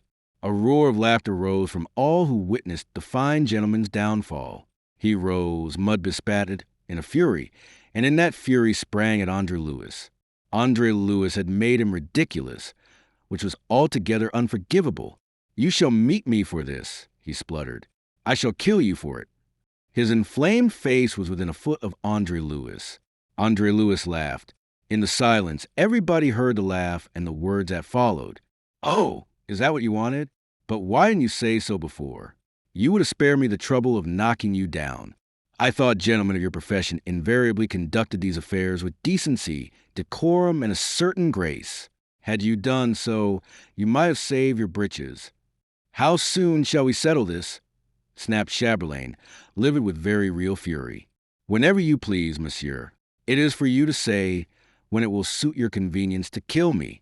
I think that was the intention you announced, was it not?" André-Louis was suavity itself. "Tomorrow morning, in the Bois, perhaps you will bring a friend." "Certainly, monsieur. Tomorrow morning, then. I hope we shall have fine weather. I detest the rain." Chamberlain looked at him almost with amazement. André-Louis smiled pleasantly. "Don't let me detain you now, monsieur. We quite understand each other. I shall be in the Bois at 9 o'clock tomorrow morning." "That is too late for me, monsieur. Any other hour would be too early for me. I do not like to have my habits disturbed. 9 o'clock or not at all, as you please. But I must be at the assembly at 9 for the morning session. I am afraid, monsieur, you will have to kill me first, and I have a prejudice against being killed before 9 o'clock." Now, this was too complete a subversion of the usual procedure for M. de Chamberlain's stomach. Here was a rustic deputy, assuming with him precisely the tone of sinister mockery which his class usually dealt out to their victims of the Third Estate. And to heighten the irritation, André-Louis, the actor, Scaramouche always, produced his snuff-box and profited with a steady hand to Le Chapelier before helping himself. Chamberlain, it seemed, after all that he had suffered, was not even to be allowed to make a good exit. "Very well, monsieur," he said. 9 o'clock, then, and we'll see if you'll talk as pertly afterwards." On that he flung away, before the jeers of provincial deputies. Nor did it soothe his rage to be laughed at by urchins all the way down the Rue Dauphine, because of the mud and filth that dripped from his satin breeches, and the tails of his elegant, striped coat. But though the members of the Third had jeered on the surface, they trembled underneath with fear and indignation. It was too much. Lagron killed by one of these bullies, and now his successor challenged, and about to be killed by another of them on the very first day of his appearance to take the dead man's place. Several came now to implore André-Louis not to go to the Bois, to ignore the challenge in the whole affair, which was but a deliberate attempt to put him out of the way. He listened seriously, shook his head gloomily, and promised at last to think it over. He was in his seat again for the afternoon session, as if nothing disturbed him. But in the morning, when the assembly met, his place was vacant, and so was M. de Chamberlain's. Gloom and resentment sat upon the members of the Third, and brought a more than usually acrid note into their debates. They disapproved of the rashness of the new recruit to their body. Some openly condemned his lack of circumspection. Very few, and those only the little group in Le Chapelier's confidence, ever expected to see him again. It was therefore as much in amazement as in relief that at a few minutes after 10 they saw him enter, calm, composed, and bland, and thread his way to his seat. The speaker occupying the rostrum at that moment, a member of the privileged, stopped short to stare in incredulous dismay. Here was something that he could not understand at all. Then from somewhere, to satisfy the amazement on both sides of the assembly, a voice explained the phenomenon contemptuously. "They haven't met. He has shirked it at the last moment." It must be so, thought all. The mystification ceased, and men were settling back into their seats. But now, having reached his place, having heard the voice that explained the matter to the universal satisfaction, André-Louis paused before taking his seat. He felt it incumbent upon him to reveal the true fact. "Le President, my excuses for my late arrival. There was no necessity for this." It was a mere piece of theatricality, such as it was not in Scaramouche's nature to forego. I have been detained by an engagement of a pressing nature. I bring you also the excuses of M. de Chamberlain. He, unfortunately, will be permanently absent from this assembly in future. The silence was complete. André-Louis sat down. Chapter 8. The Paladin of the Third. M. Le Chevalier de Chamberlain had been closely connected, you will remember, with the iniquitous affair in which Philippe de Vilmorin had lost his life. We know enough to justify a surmise that he had not merely been La Tour d'Azur's second in the encounter, but actually an instigator of the business. André-Louis may therefore have felt a justifiable satisfaction in offering up the Chevalier's life to the manes of his murdered friend. He may have viewed it as an act of common justice not to be procured by any other means. Also, it is to be remembered that Chamberlain had gone confidently to the meeting, conceiving that he, a practiced ferruleur, had to deal with a bourgeois utterly unskilled in swordsmanship. Morally, then, he was little better than a murderer, and that he should have tumbled into the pit he conceived that he dug for André-Louis was a poetic retribution. Yet, notwithstanding all this, I should find the cynical note on which André-Louis announced the issue to the assembly utterly detestable did I believe it sincere. It would justify a lien of the expressed opinion, which he held in common with so many others who had come into close contact with him, that André-Louis was quite heartless. You have seen something of the same heartlessness in his conduct when he discovered the faithlessness of La Binet, although that is belied by the measures he took to avenge himself. His subsequent contempt of the woman I account to be born of the affection in which for a time he held her. That this affection was as deep as he first imagined, I do not believe, but that it was as shallow as he would almost be at pains to make appear by the completeness with which he affects to have put her from his mind when he discovered her worthlessness, I do not believe, nor, as I have said, do his actions encourage that belief. Then, again, his callous cynicism in hoping that he had killed Binet is also an affectation. Knowing that such things as Binet are better out of the world, he can have suffered no compunction. He had, you must remember, that rarely level vision which sees things in their just proportions, and never either magnifies or reduces them by sentimental considerations. At the same time that he should contemplate the taking of life with such complete and cynical equanimity, whatever the justification, is quite incredible. Similarly now, it is not to be believed that in coming straight from the Bois de Boulogne, straight from the killing of a man, he should be sincerely expressing his nature and alluding to the fact in terms of such outrageous flippancy. Not quite to such an extent was he the incarnation of Scaramouche, but sufficiently was he so ever to mask his true feelings by an arresting gesture, his true thoughts by an effective phrase. He was the actor always, a man ever calculating the effect he would produce, ever avoiding self-revelation, ever concerned to overlay his real character by an assumed and quite fictitious one. There was in this something of impishness, and something of other things. Nobody laughed now at his flippancy. He did not intend that anybody should. He intended to be terrible, and he knew that the more flippant and casual his tone, the more terrible would be its effect. He produced exactly the effect he desired. What followed in a place where feelings and practices had become what they had become is not difficult to surmise. When the session rose, there were a dozen spadassin awaiting him in the vestibule, and this time the men of his own party were less concerned to guard him. He seemed so entirely capable of guarding himself. He appeared, for all his circumspection, to have so completely carried the war into the enemy's camp, so completely to have adopted their own methods, that his fellows scarcely felt the need to protect him as yesterday. As he emerged, he scanned a hostile file, whose air and garments marked them so clearly for what they were. He paused, seeking the man he expected, the man he was most anxious to oblige. But M. de la Tour d'Azur was absent from those eager ranks. This seemed him odd. La Tour d'Azur was Chamberlain's cousin and closest friend. Surely he should have been among the first today. The fact was that La Tour d'Azur was too deeply overcome by amazement and grief at the utterly unexpected event. Also his vindictiveness was held curiously in leash. Perhaps he, too, remembered the part played by Chamberlain in the affair at Gavrillac, and saw in this obscure André-Louis Moreau, who had so persistently persecuted him ever since, an ordained avenger. The repugnance he felt to come to the point. With him, particularly after this culminating provocation, was puzzling even to himself. But it existed, and it curbed him now. To André-Louis. Since La Tour was not one of that waiting pack, it mattered little on that Tuesday morning who should be the next. The next, as it happened, was the young Vicomte de la Maillot, one of the deadliest blades in the group.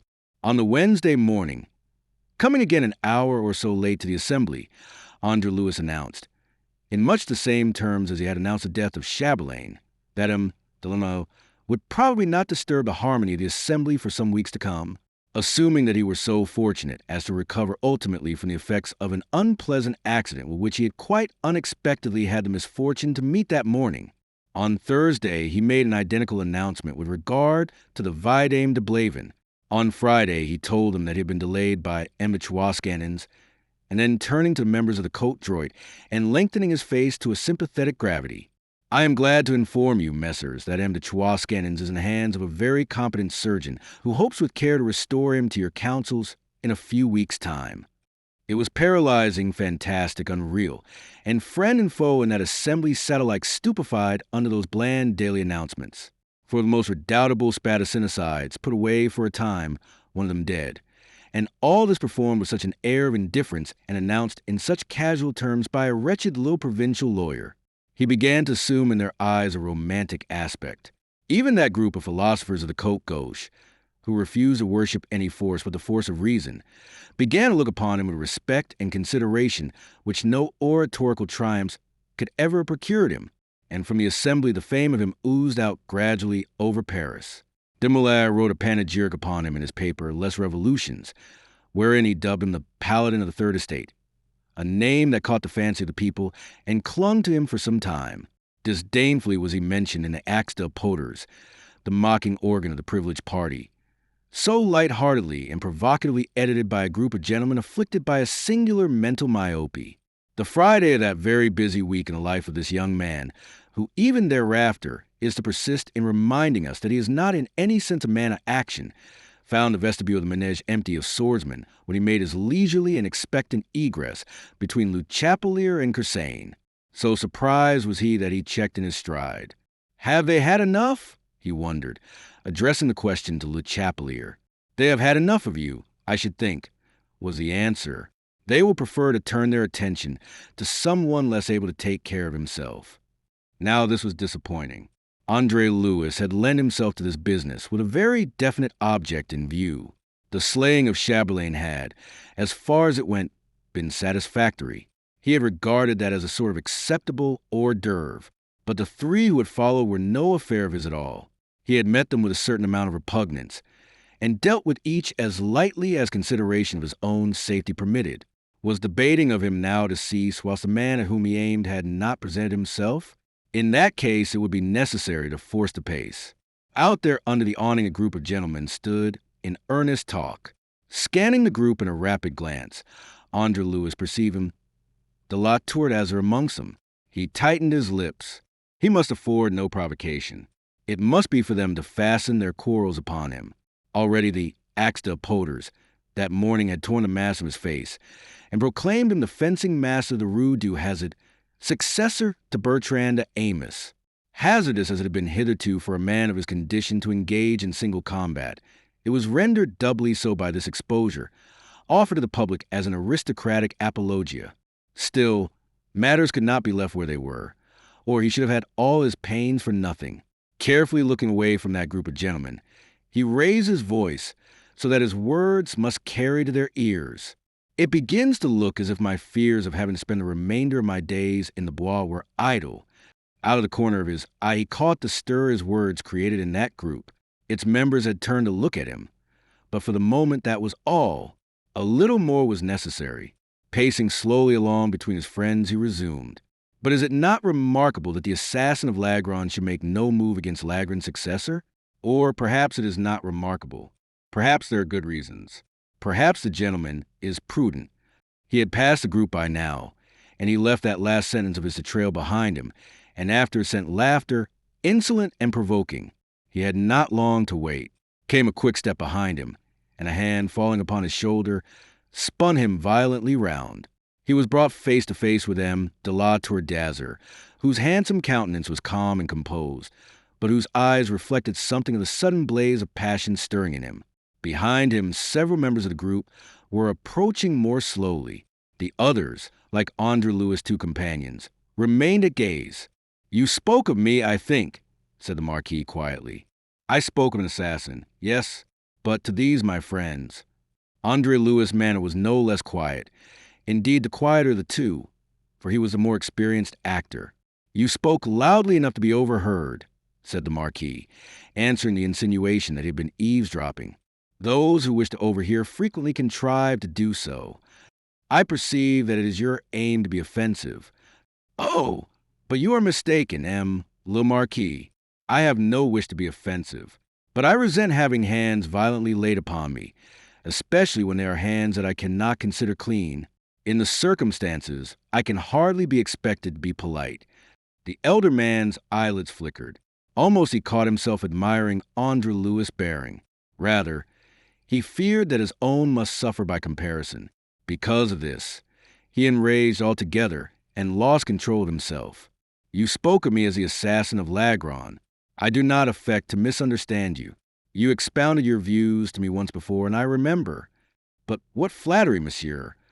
You call me an assassin, then, because I use my skill to dispose of a turbulent hothead who made the world unsafe for me. But how much better are you, the fencing master, when you oppose yourself to men whose skill is as naturally inferior to your own?" De la Tour-d'Azur's friends looked grave, perturbed. It was really incredible to find this great gentleman so far forgetting himself as to descend to argument with a canaille of a lawyer swordsman. And what was worse, it was an argument in which he was being made ridiculous. "I oppose myself to them," said André-Louis on a tone of amused protest. "Ah, pardon them, le Marquis.